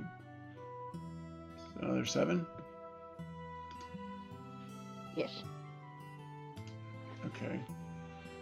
And you hear a hideous roar emanate from it as you're hitting it, bringing things to. Is there anything you want Cal to be doing? Keep and watch. I know it seems silly, but I've had nothing Okay. sneak up on my butt. We'll skip over this creature because you went ahead of Kigra, despite the order you see. And then it would be Crimson's turn. What would you like to do? Am I able to shoot at him without moving? Okay. No, you have to move a little bit to get over the wall. Okay. Can I like to here? Is that fine? You can go to there, and yeah, you'd be able to see it from there without having to go through Sir Well, then I'm gonna cozy up next to Sir Clement and say, "Excuse me," and I'm gonna just try to hit with short bow. Okay, Yeah, 24. it's a hit.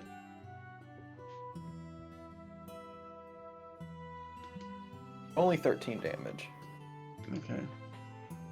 So the arrows go into its body, for lack of a better word, and hitting in the shoulder and the chest. And then after Crimson, it's Oaken's turn.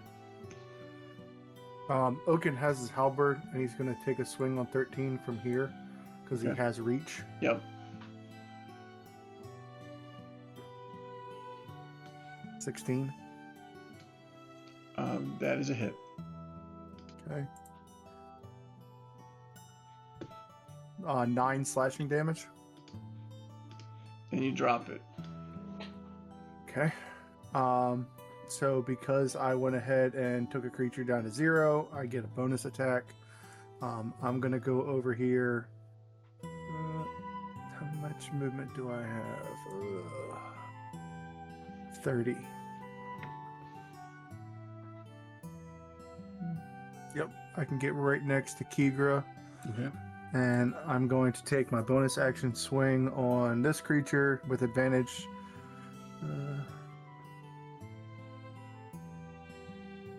Let's see if I get it.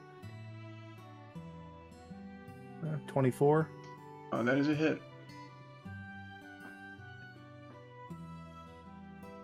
8 slashing damage on the big creature. Okay. And that will be the end of my turn. Yeah, that'll be the end of my turn. Okay. Then we go to Madame May.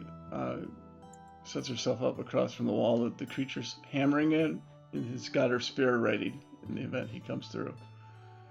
That's what she'll do on her turn. Then it goes to this creature. He spends his whole movement and goes after Oaken. And so he, let's see, this thing is very like hyperactive and screeching and making all sorts of these horrible sounds. It's got spears in its hand, so it's going to grab its spear and attempt to attack you with it. Okay. Oops. Oh, sorry. I did the damage. Let me do the use. Oh, there's an error here. Never mind. Okay, let me do this +4. Sorry. A bug here.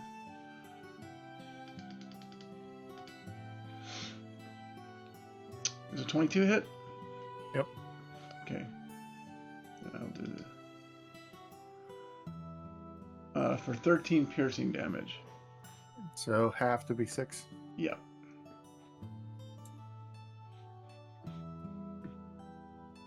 Okay. Yep. And then it would take it, and then it will go over to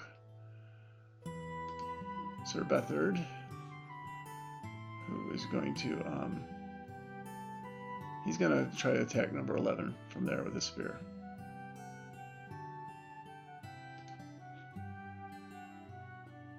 And just misses. Bringing it to Madame Clayville, who goes These guys need to learn how to use a bow. Go and Clayville goes out and spends her movement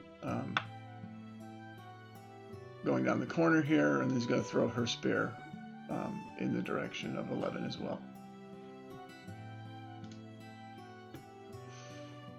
Hits, crits it. So Nice. roll the damage. Roll critical. Okay, so total is 6 piercing on a crit. Okay. Impressive.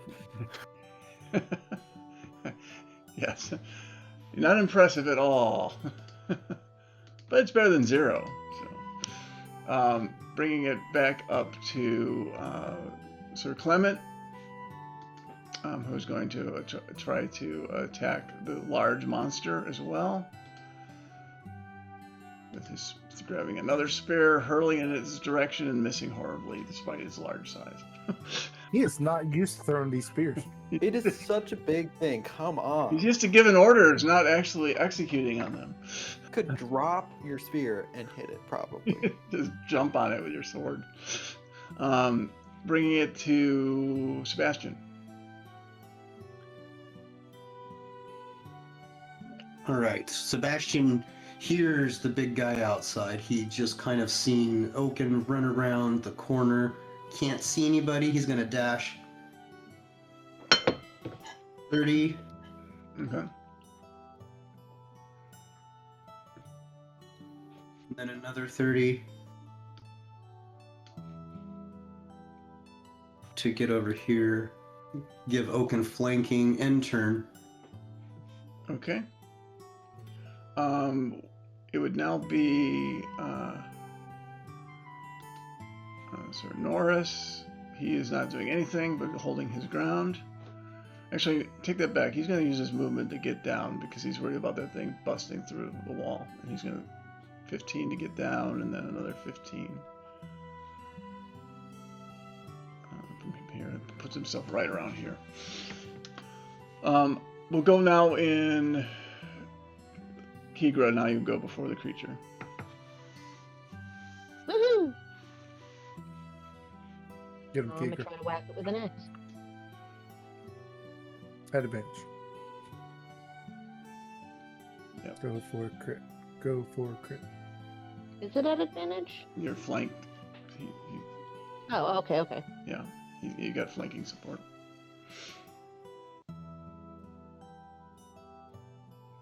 Okay. So go ahead and roll for damage. 12. Now it's starting to weaken a little bit from all these little pesky pinpricks.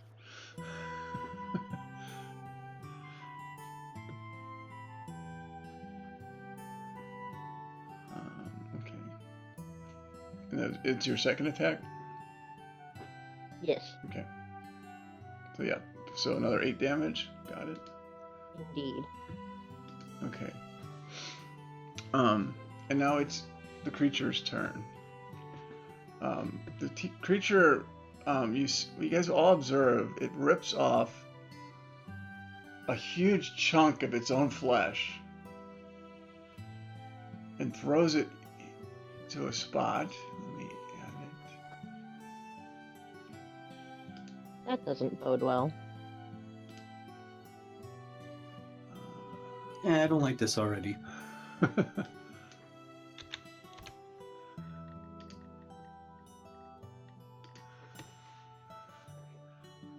Oh wait, I gotta edit this.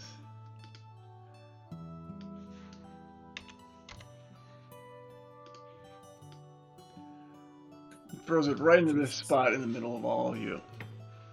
Nope.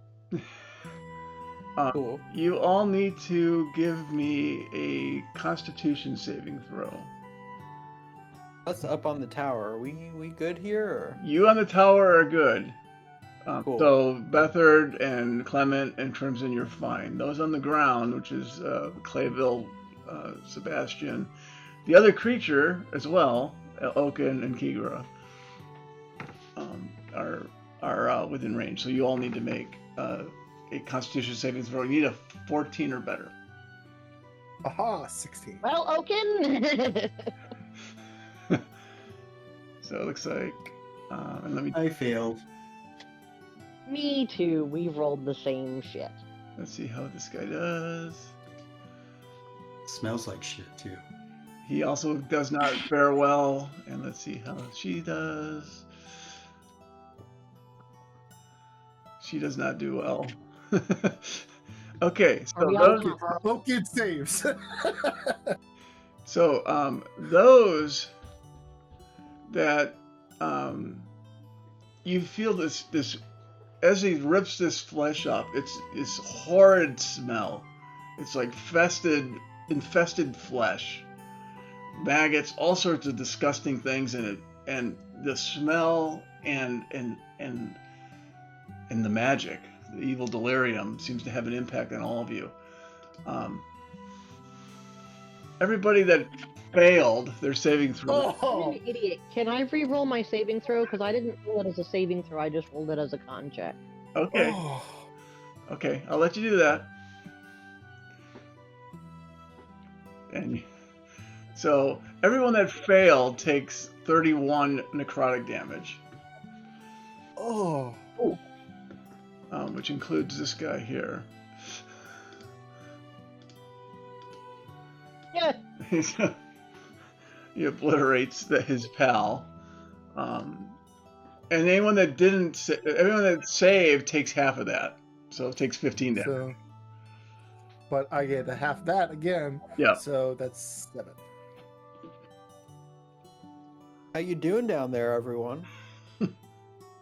I'm down to Ugh. 8 hit points. The smell is Not it's doing quite much better. pungent from your location, the Crimson. I didn't get hit with anything, so that is what matters.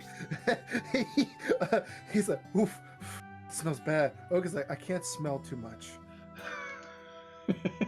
He's a little stuffed up. Smells like home. No. It's that mom's cooking.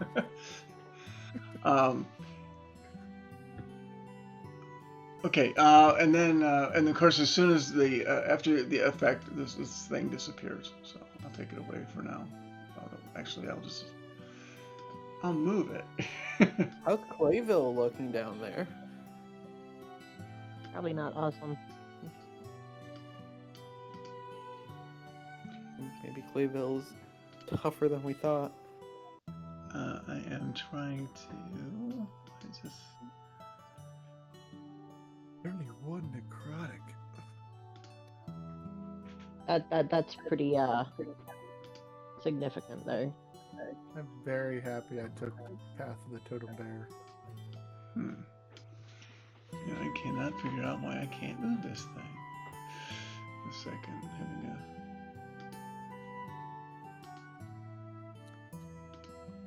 Okay, I don't know why it's doing that. I'm going to ignore that for now until I can figure out what's happening there.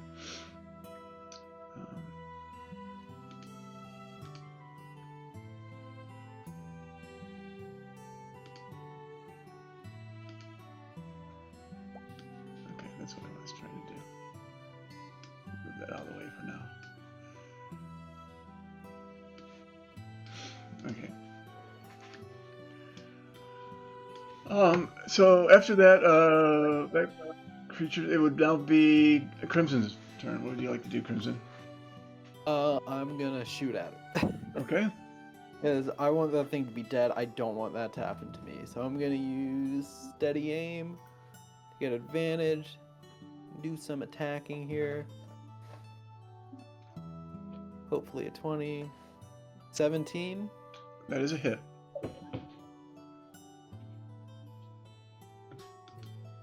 $18 damage. Okay. He is falling apart as you're slicing into the putrid flesh.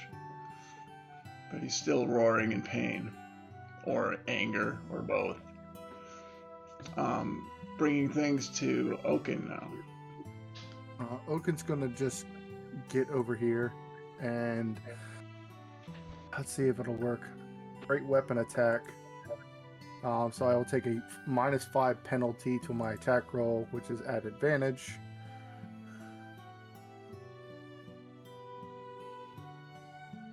Okay. That's a hit. Yep. So it will be +10 to the attack damage. 14 slashing. Sorry, 16 slashing. 16 slashing. Okay. Okay, it's continues to weaken and move slowly. as you hear it God, I wish growling that one would have been better. and screeching. Bringing it now No. to Madame May, who does nothing because she's they're not worried about the thing caving in. And then it goes to Sir Bethard, who's going to he's going to squeeze in, sure spot, and try to throw his spear at it. And I think no, that misses. These guys are He not really, cannot miss. they cannot hit. And then after Sir Bethard, it would be Madame Clayville. She comes over around the corner and throws her spear in the direction of it. Actually, she's going to move right up and try to stab it rather than throw it.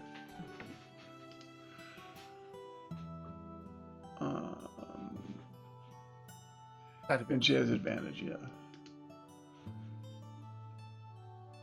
And she hits it. For 7 piercing. It's like, guys, maybe don't just stab it. Don't throw it. Crimson yells, someone with some sense now. And it falls over and kind of starts just oozing in a puddle around you guys as it collapses. Not my shoes. And that seems to be the end of the encounter. Things seem to go quiet again. So what would you guys like to do? You got these bodies here that are stinking up the place. We search the creatures. You can search. The only thing you notice on the smaller creatures have spears that they're holding in their tentacles or something like that. Okay. The large creature didn't have anything. It just had its fists. So there's no remnant of what it was before it was it. The huge putrid one, you have no idea. You don't know how much of that is just. Was it big because it was bloated, or is that muscle? It doesn't look like anything. Maybe any of you might have seen like a large troll or something like that. It would be more reminiscent of that, but with a horrible smell and yeah, this yucky yellow pus all over the place around it. Okay. Crimson is just getting the heck out of there. Cannot stand the smells. Going like to this other tower to keep watch over here. And Clement. We're gonna go to Cal. So yeah, they end up what they end up doing is they take torches and they try to set that body on fire to get rid of the smell of this creature. And after a time, it's just a puddle, but you can't. Yeah. Nothing. I'm gonna be away from that putrid smoke while they do that. Sebastian, he damn himself. Yeah, let me get rid of. I think I should. I start looking for you, Kikra. When you walked by me, I noticed you were a little beaten up, so I'm gonna look and offer to heal you too. You okay over there? Yep, I'm sitting here on the ladder stroking my bird. Take You're all covered in short blood rest. and viscera. And unpleasantness. And so yeah, so the first thing you do, Clement's like, oh, we need to fix that wall before that gets any worse. So he spends a little bit of time with Bethard working and fixing the wall. The sun is just coming up. It's still hazy. I'll help him fix the wall too. Yeah, the sun is there's a haze. There's light coming through the haze that would be the most equivalent to sunlight, but yeah, you don't get any sense of movement at this point. Okay. So Clement is like, he looks over at Sebastian. He goes, "Oh, here," and he pulls something out of his bag. He pulls a greater healing potion out and says, "You might need this." Oh wow, nice. He handed that to me just as my hand was lighting up about to heal myself. Oh. Thank you so very much, friend. I really appreciate that. And so Oaken's gonna ask him, has he got any more? We have some regular healing potions. Will those do? Yeah, that'll work. Okay. So you go ahead and add a greater healing potion to yourself, Sebastian, and you can use it if you want, and you can add a healing potion to your inventory as well, Oaken, and do the same. He goes, yeah, we keep these handy just in case, but yeah, we only have so many of them. I've never seen a creature like that thing before. I hope I never see one again.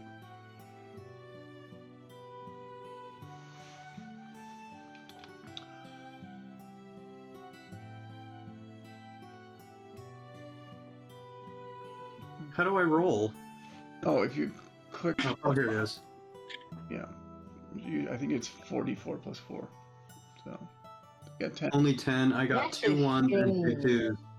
2s. That's terrible. It was one that was beyond the expiration date. Hey, Apparently, I look over at him. You're Thank supposed to thank shake you. it up first. You didn't you didn't mix it up right. I feel a little bit better. You can do some of your hit dice. Short rest with those. Yeah. Are we allowed a short rest? Yep, you're allowed short rest. You just can't, not allowed long rest. You don't get benefits from a long rest. So How do I roll?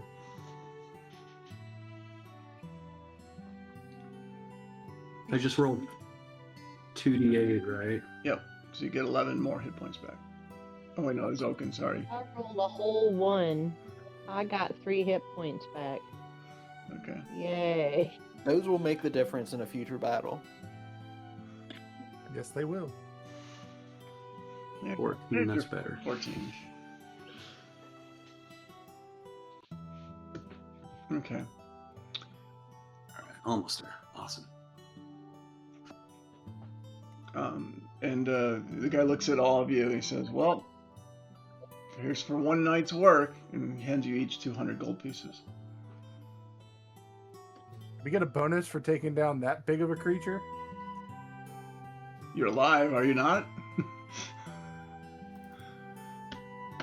He goes, I don't know what else comes there. That's the biggest I've seen. I hope we don't see anything bigger than that. Crimson wants to ask, do you guys have any bows or anything? Just those spears? We have some bows, but we're waiting on a supply of arrows, so we can't really use them. When's that supply supposed to get here? It was supposed to be here 2 days ago. Where's it coming from? One of our orders, other camps.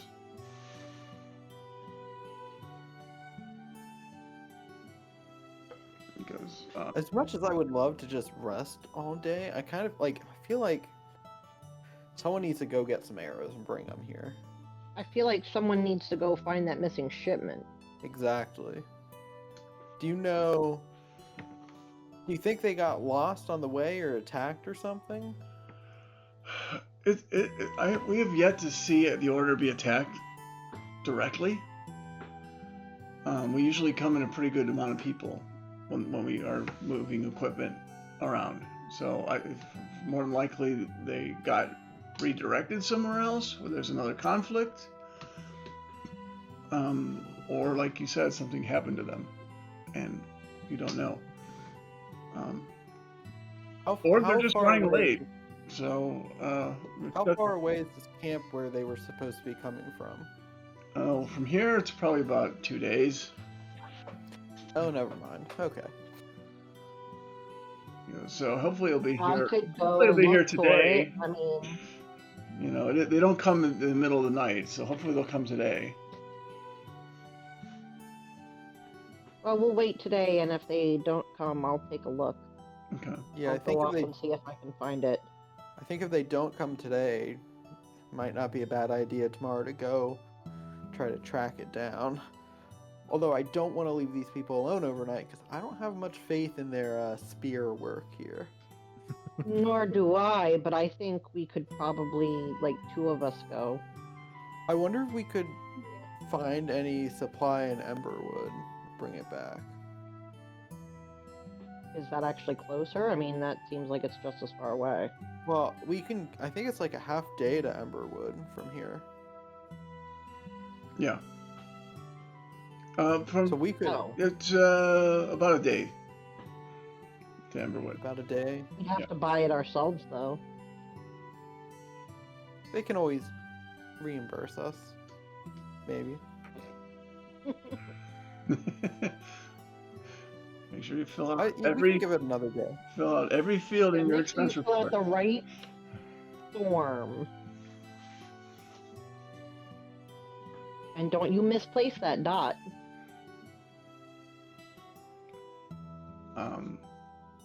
So yeah, you guys spend the next couple of hours fixing the wall, and hopefully awaiting your delivery.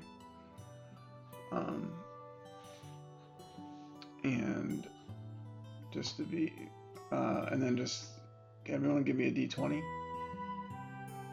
just to make sure you don't get. I'm scared of rolling the dice. Just the 5 of you.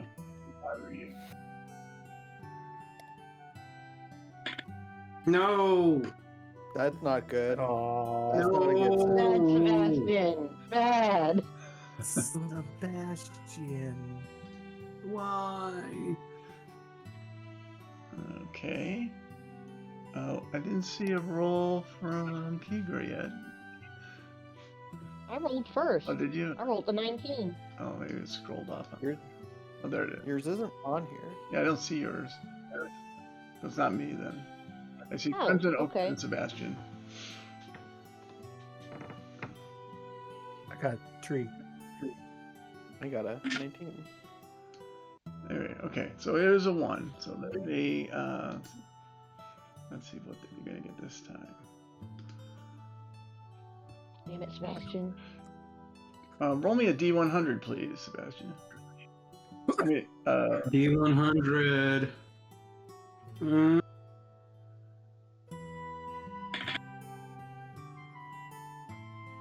Oh. That could be good though. It's low. Depends on whether the good stuff is low or high. let's see, let me get. one second. In all the tables I've seen, the stuff is high. That's bad.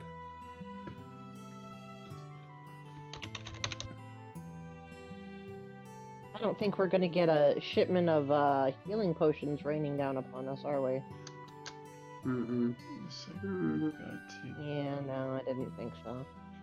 Give me 1 second here while I get figure out what that. I gotta find out where my chart went, my table went. Okay. A group of cuddly rabbits come to visit. Everyone has a good time. And then they all turn into tentacle monsters. Nope, nope, no. That doesn't happen. Everyone has a good time. That's from the table. We're good. We're good here. No problems. Okay.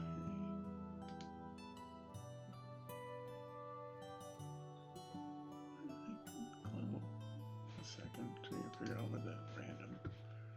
I lost my footnote got moved.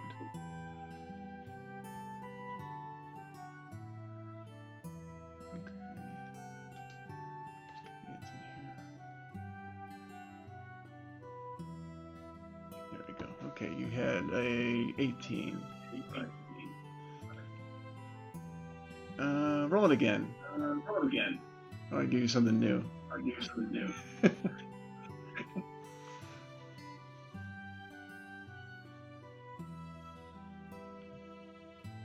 Sebastian, you there?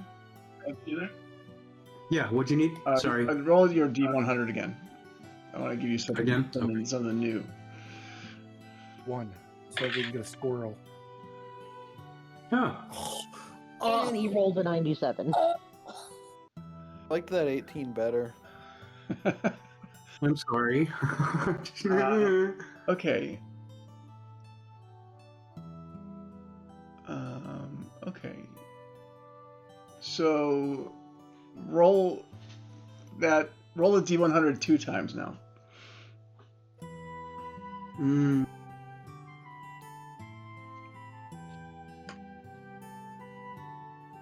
Oh my gosh. A 94 and a 95. Oh, Sebastian's not allowed to roll anymore. Dang. roll new characters. So what you actually witness is a little bit different. You see a bunch of these creatures pop up, and let me put them here in the map. But it looks like they're fighting another group of people. Okay. And so you see them coming from down here. Let me move them where they're at.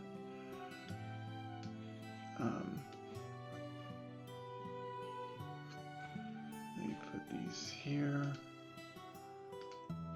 Down to the south.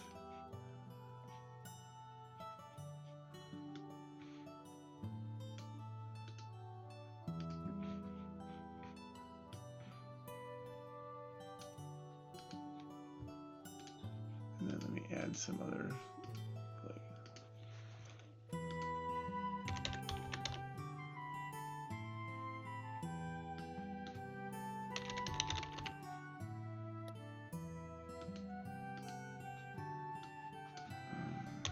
Let's look at here.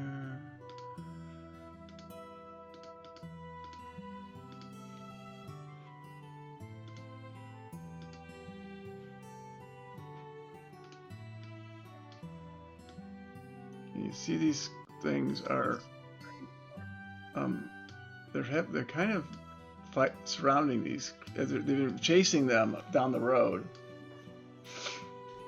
and they're attacking. So you basically see this fight going on between what are members appear to be Silver Order members that are chasing these creatures, and they're in the middle of a fight. Hopefully it's the shipment of arrows. And so I'm gonna run in and try to help. okay, so go ahead and roll initiative again. Can I hop into this fun stuff? Of course, you're all welcome to, as long as Yes. okay.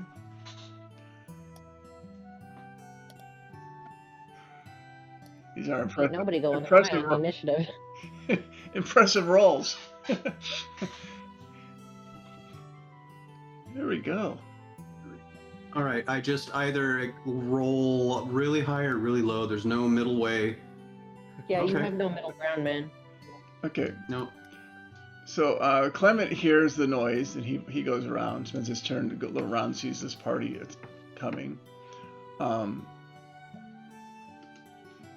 This creature down here is one of those tentacled ones, and it lashes out at this person here.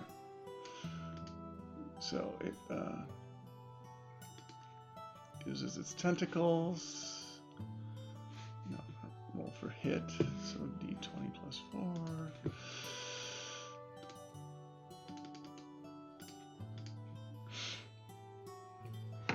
Rolls a 10 and misses. That's what we like to see. And then Sir Norris, he goes out the front door and spends his movement getting to that location.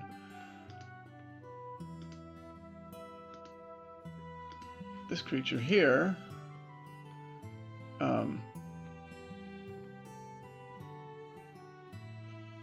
okay, I'm gonna add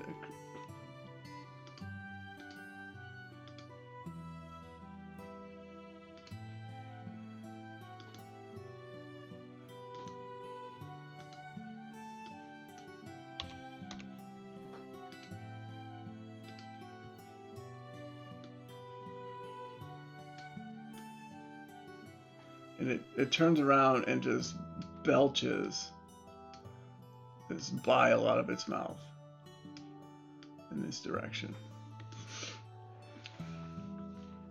And so so anyone there in there, let's see what happens to them.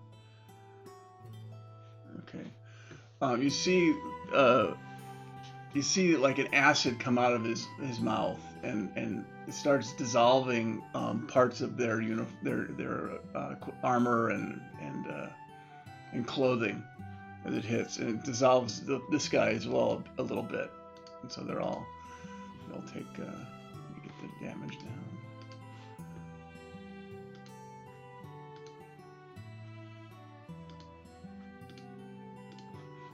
So yeah, they all scream in pain as they take 6 points of acid damage each.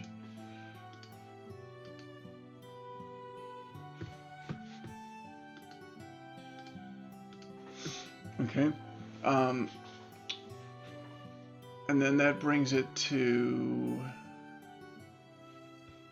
let's see. This guy takes the acid damage, runs up and attempts to attack them here.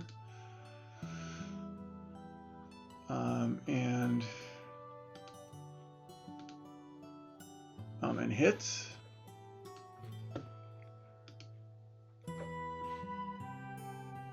For 6 damage on that creature, which actually took 6 as well. Okay.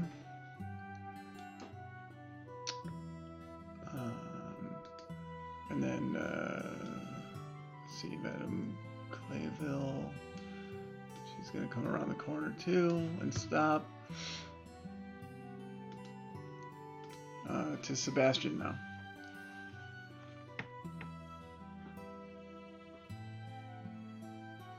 Are we out of order on stuff? Did I? Oh, wait. I'm sorry. I missed you, Crimson. And Oaken. Sorry, I missed you too. So Oaken, go ahead. Sorry. Then Oaken's turn. Yeah. Then Crimson's turn. All right. So. Oaken's gonna get to right about here. And he should be, within 15 feet. He has his halberd in his hand. He's going to swing on number 7. Okay. He is going to rage first. So, and he's going to make his attack.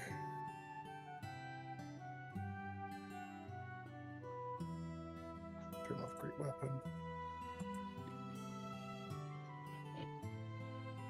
11. There's a hit. So 11 piercing with surprise attack. 21 Okay. on number 7.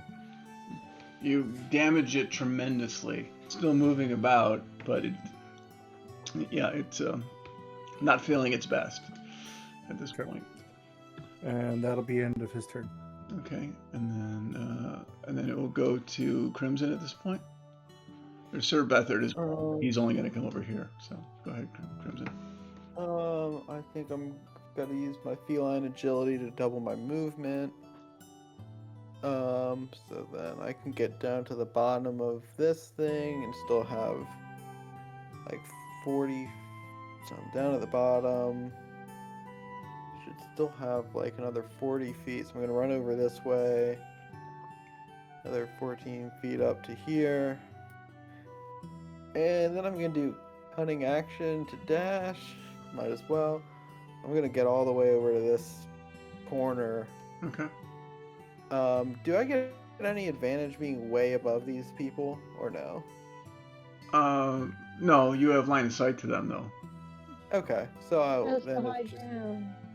yeah, just regular short bow attack. I guess on number 7, try to take him out. Okay. That's a hit. That should hit. How do you want to do this? 9 damage. I had like 1 left. I'm just gonna shoot him right in the back and have him fall into the area of acid. He falls forward into the acid as his Just dead body melting starts in. dissolving. Yeah, perfect. And then we go to Sebastian. Sorry.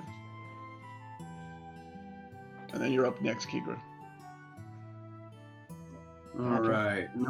Number 5 is obviously got really bad heartburn. That's the worst heartburn I've ever seen. I'm thinking about giving the guy a Tums. That acid. But then I realized he spit on my people, so I'm gonna firebolt him.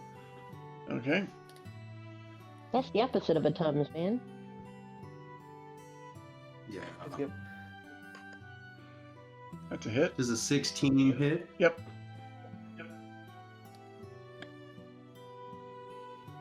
For 10. 10 fire damage. Okay. And I moved 5 foot that way. 5, 15, 20. I'll put myself right there and then turn.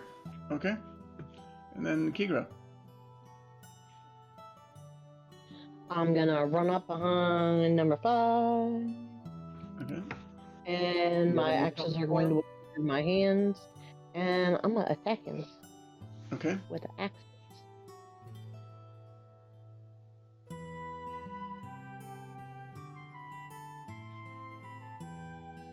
That's a hit.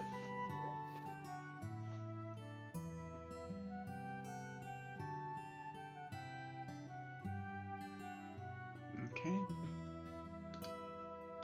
8 damage, right? Okay. And a natural 20. And I hit him really well with my offhand. Okay. Roll for damage. Okay. How do you want to do this? Oh no, there's more damage. Yeah. Yep. How do you want to off this guy? I want to cleave it in twain. Okay. And then drop a Tums in the bottom half. So you come over the top, and I'm all out of Tums, man. I'm just gonna have to put it out of its misery. as your axe comes down over the top of its head, splitting the head into 2 halves, it's kind of flopped to the side like a wilted flower as the creature collapses to the ground.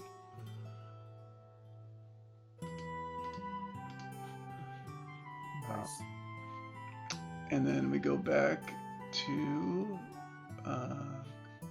Clement. He uses his turn to move down closer. He's got a dash to get in that area, get behind Oaken. Norris is going to do the same thing.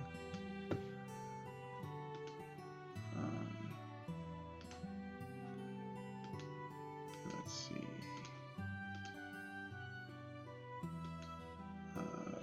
May's going to stay where she's at, bringing it to Oaken now. So, Oops, sorry, moved you by accident.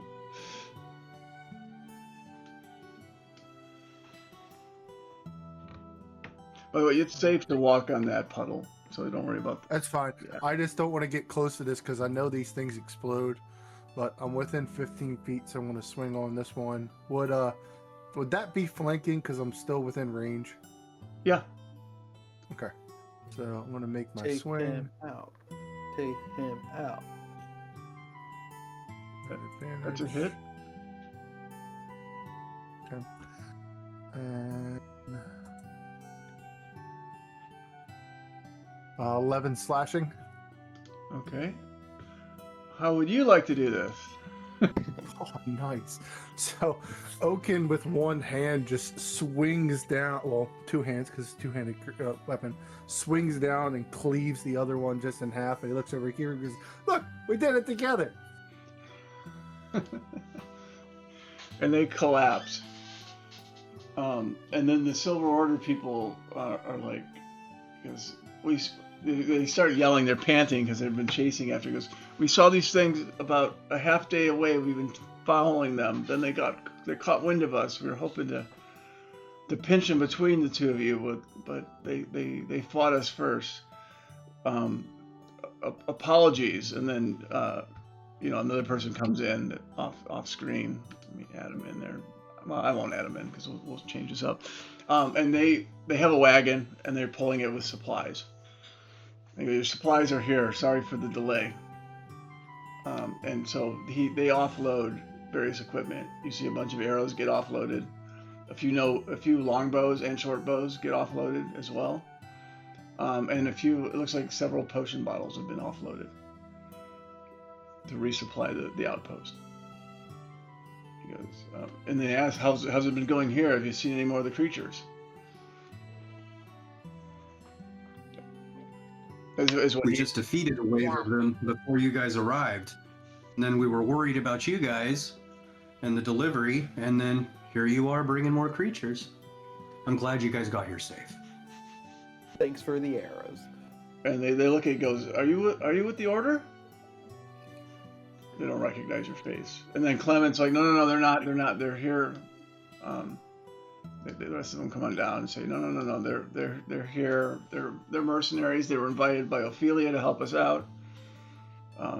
They got us through the first battle, and I'd have to say, I must admit that we've been woefully inadequate with our use of spears. So having arrows again would be much more helpful. Matter of fact, next time you deliver, can you say, keep the spears down and deliver more arrows, please? And they're like, You guys need some like heavy crossbows too. Mm-hmm. You could bring the spears and set them up as set them up around the outside of the walls to try to keep some of these guys back from jumping up the walls. Palisades or. Okay, yeah, maybe just ask, keep arrows and yes, and he's like putting an order in to the group, saying, and please, when's your next trip back? And she's like, the usual, every 3 days. And they're like, well, 3 days from when you were supposed to have arrived, or 3 days from now? And she looks at him with a sense of, you know what I'm talking about. And he's like, okay, 3 days from now, got it. And so they end up moving off and heading back to resupply. And what do you guys want to do with the bodies of those creatures?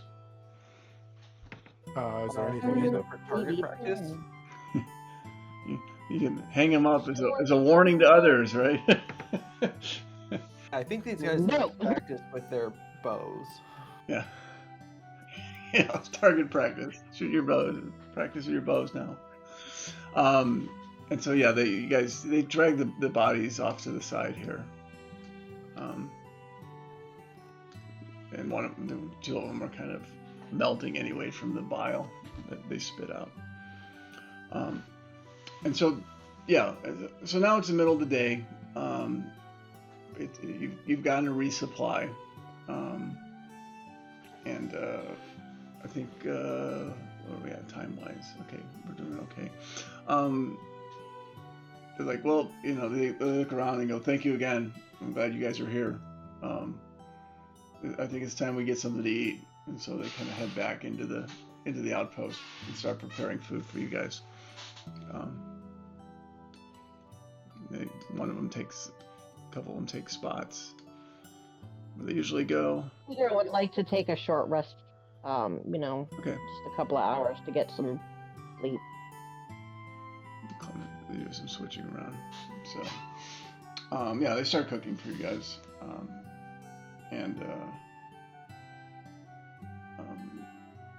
They basically go, how long have you guys been in the city? They start just having idle conversation with you. Off and on for a few days. I don't think we've been in there more than a couple days at a time. Yeah, it is. To be inside there is a danger that delirium can be. It can contaminate one's mind, one's body. The best time to be in the city is to never be in the city. But we have a fight to wage. We need to eliminate this delirium. We need to eliminate these wackos that keep going in and turning themselves into monsters. 2 questions. 1, how are you guys eliminating the delirium? Oh, good question. We collected, well, as far as what I know, the delirium that is collected is taken out of the city to a mining facility that I think a dwarven group is who's responsible for their destruction. I don't know how they do it, but supposedly it gets rid of it, or at least it makes it Oh. inert. There haven't Oh, been any dear. like issues that you know of there with it. Like, is it dangerous there, or they take it out quick enough that it's not a problem? We have been working with some of our scientists to find ways to neutralize the effects. I must admit, with mixed success. Right now, we just we try to keep isolated from any places where people live, and they keep it from leaching So- into the soil and into the water. Are they like burying it at the bottom of a mine or something? That doesn't seem like a solution. I don't know. All I know is they've got the dwarves have some sort of contract with us to keep the delirium out of unapproved hands. Interesting. And how do we know the approved hands aren't making, like a delirium bomb with it? Well, I'm unaware of the Silver Order creating such a device. I know the Silver Order might not, but what about the dwarves? Oh, we have our people with it. We're not foolish. We have some dwarves that are actually members of the Silver Order that we planted within this group to keep them honest, as you suggest. But but as far as we That's know, good. if the delirium is away from the city, we see a reduction in mutation. We also the hope is that once word gets out that the delirium is out of the city, that might pull people out of the city that are currently in there looking for it, so that it gives us an opportunity to clean the city up as well. Why don't you try to stop more groups that are going into the city, like the Hack Fallen jobs. Fire people, if they're gonna just go in and turn into these monsters? Well, they have numbers on us, to be fair. And they're very successful at recruiting people that you'd think would be otherwise sane into this belief that inserting the delirium into them are going to take them to a better place. I've yet to see anyone that qualifies as a better place, and he kind of looks at the bodies around you. Do you ever see the group going in and then coming back out? We see Like, do they come past here? we see several groups that come in here. The ones that come out, there doesn't seem to be any organization. It's not like they're marching on Like us. they're running in fear. And so I don't know. We're assuming that the ones we see here can only be the result of these cultists, but to be honest, I can't say that with absolute certainty. Do you ever see some of the same people going in, like any specific like leaders or anyone going in or coming out, or is it different people all the time? We can't. Somebody's gonna be running this shindig. They wear their robes, they wear their hoods up. We see hooded people coming in, but we have no ability to identify them personally, other than we might notice one that has a limp and then see another one with a limp later. But And then is it hooded people running out later?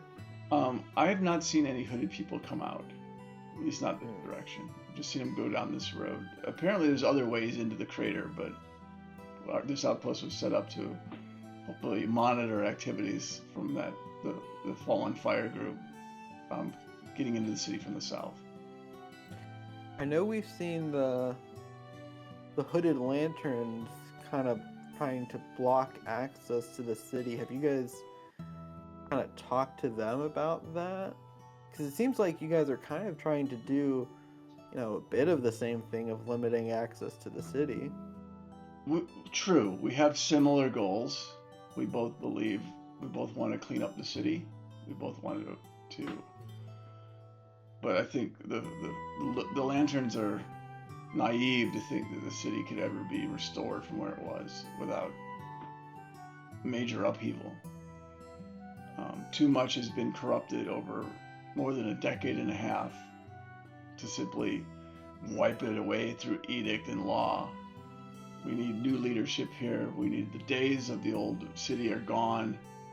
It's time to encourage people to come here and rebuild this city in the way they want to be, rather than try asking them to integrate into the existing city. If that makes sense. Well, integrating into the existing city doesn't make sense anyway, because it's turmoil and craziness and chaos and, cultists, if they're not all turning into monsters. I don't know that anybody, except for other cultists, want to live in a cultist city. Well, it's a decision above my pay grade. Right now, my job is to keep an eye, keep this outpost alive, monitor activity, protect ourselves. And At the very least, the evil monster thingies need to go. I think that's one thing that almost everyone I've encountered agrees upon. Although, I think for these some reason, fallen, I don't trust the Academy, though. I think these they fallen experiment with these things and then scream with their arms in the air saying that a monster's gotta live. That wouldn't surprise me from what I've seen. I think these fallen fire need to be looked at more. You guys kind of just let them go about their business, right? Like they're not like they're not seen as that dangerous. Besides, they're gonna go. They don't stab seem like a themselves. threat, but admittedly, we've heard the rumors of what they do, and while we've never observed anyone actually turning into a monster, Yeah. I see them so often that it's just my guess that they're doing this to themselves.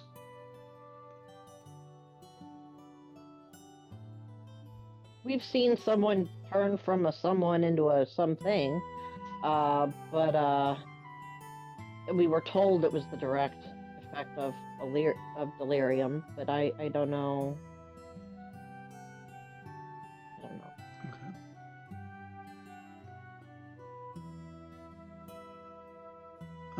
Let's see. So, where we're at right now is, okay. So I'm gonna have you guys continue to be, for the next couple days, contributing to the defense of this outpost. After about a week, so another, say another 8 days, the amount of creatures approaching the outpost seems to dwindle down to the point where you guys are spending most of your time flipping cards into the fire, instead of doing anything defensive. And so they say, I think we are good for now. And of course, over the course of this, you got the first 200 for the first day, and then you guys get another 1,400 for the remaining 7 days. Nice. And then you can use that to head back to Emberwood, or head to the city again, head to the chapel, or wherever you'd like to do. How many creatures do you think we destroyed this entire time? You basically had scaled off. After the day one, the relatively big one, in this one, it was only maybe 1 or 2 a night for the last couple of nights. And the last 2 nights, there's been nothing. So at that point, Clement said, well, I don't want to keep paying you 200 to do nothing. So we'll send you back, and if we need you, we'll put another request for mercenaries on the board. Yeah. If you see the fallen fire people going in again, I kind of want to follow them in. So if you can let the people in Emberwood know, and if we see them, they can let us know that you've seen them going. That would be appreciated. Well, we could stay in Emberwood when everyone leaves. Yeah, I don't know how long that's gonna be. I kind of want to look more into them, because honestly, I feel like if we can stop them going in as often, however that is, taking out the people who are recruiting or doing something, I think that's going to make things in the city better. It might. I mean, it can't hurt to try. It's gonna give them more time to focus, hopefully, on destroying Delirium and cleaning things up instead of just managing the problem. Yeah. No, I totally understand. I wonder who's leading this thing. I mean, I guess We people met know him. who's leading it. Well, we met met the leader of the group that was going in, Yeah, but I don't isn't think we he- met the leader of the whole thingy. I thought he was the Cult. leader of the group. No, it's some girl. They overhear you chatting. Are, Lady. are you speaking of Lucretia? Yeah, that thing. Yes. She is a very set in her ways. Or she has tentacles that nobody can see. I have not heard of that. I believe she's my opinion, and she's blinded by her faith. She's convinced that this is a sign from her God. This is good for the city, despite everything around her. She kind of views it as But purification. She hasn't stuffed Delirium inside her own self. Or maybe she has. And if she has, I am not convinced that there are not tentacles. I don't know. They may come a day, but I think if you want to get to meet Lucretia, you'll need to figure out a way to get part into the Falling Fire group somehow.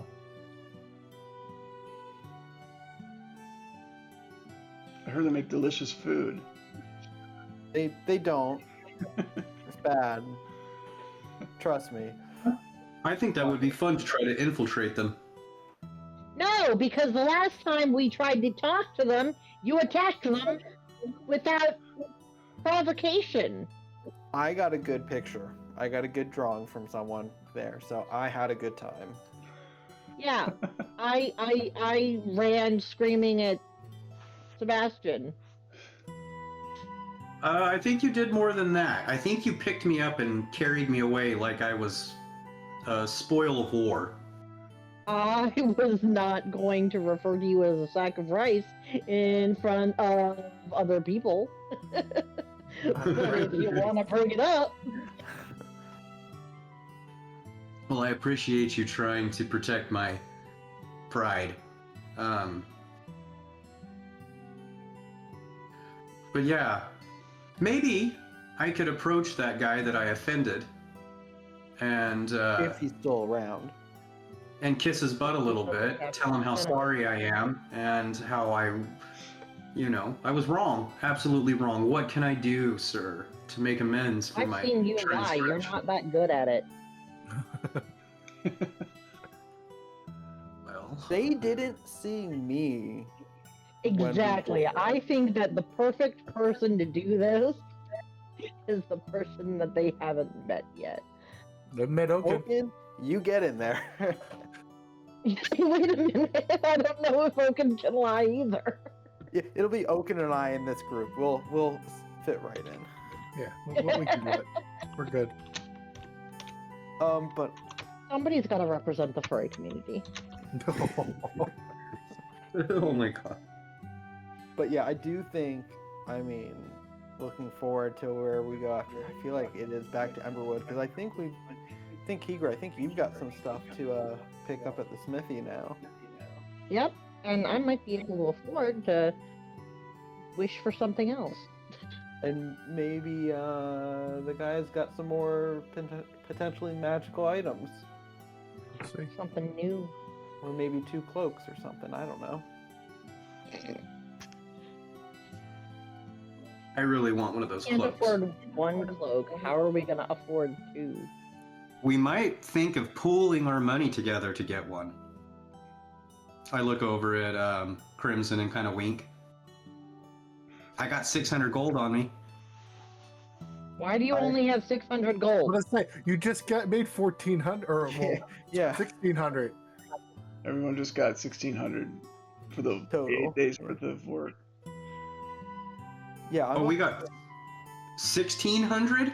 Yes. we got 200 Yeah. and then another 1,400, yeah. Oh, then I need to add that. Well, Okay. Yeah, you do. We hold his money for him. He's not very good with it. Yeah, you're not Apparently. giving him money anymore. He Clearly. does not have banker in his background. No, I definitely do not have banker. Hey, Sparky, Um, how good do you think their nighttime security is around that cloak? I like where this is going. No. Oh, I don't. no. Let me get my Raven first, please. A little snatchy. We can get them both at the same time. They won't notice. Oh no. Oh, so yeah, they're planning the heist for the next session. Oh, Oh no. dear. We're gonna Ocean's 11 them. Or Tokens love it. I was gonna say, but the bad thing is, In 11. Oak in 11. Oaken's really good at being sneaky Let's too. not He's go got down a that road. +5 to stealth. Okay, sounds good. So we'll probably wrap things up for tonight. For those watching, thank you for watching our episode 13. Sorry we had some technical glitches that thankfully seem to have resolved themselves. The party has seen more of these creatures firsthand, and now they're going to spend the next week figuring out whether they're going to do a heist, whether they're going to go grab an artifact, or whether they're going to do something totally off board that I'm not ready for. Ooh, let's do that. C. Always C. Yes. So again, thank you everyone for showing up. Again, I'm DM Rick for the Shattered Balance every Tuesday night. We also have a Saturday night game called The Contract with DM Chuck, and we have DM John doing a game on Sunday nights called The Plague. So we look forward to seeing you. Please come on by our YouTube channel, give our games a like. We'd really appreciate that. Same to you, players. And I will get in touch with John to do a little creative editing on our should I say, second half launch. But everyone else have a great evening and party. I'll see you again next week. See you in a Good week. night. Good night.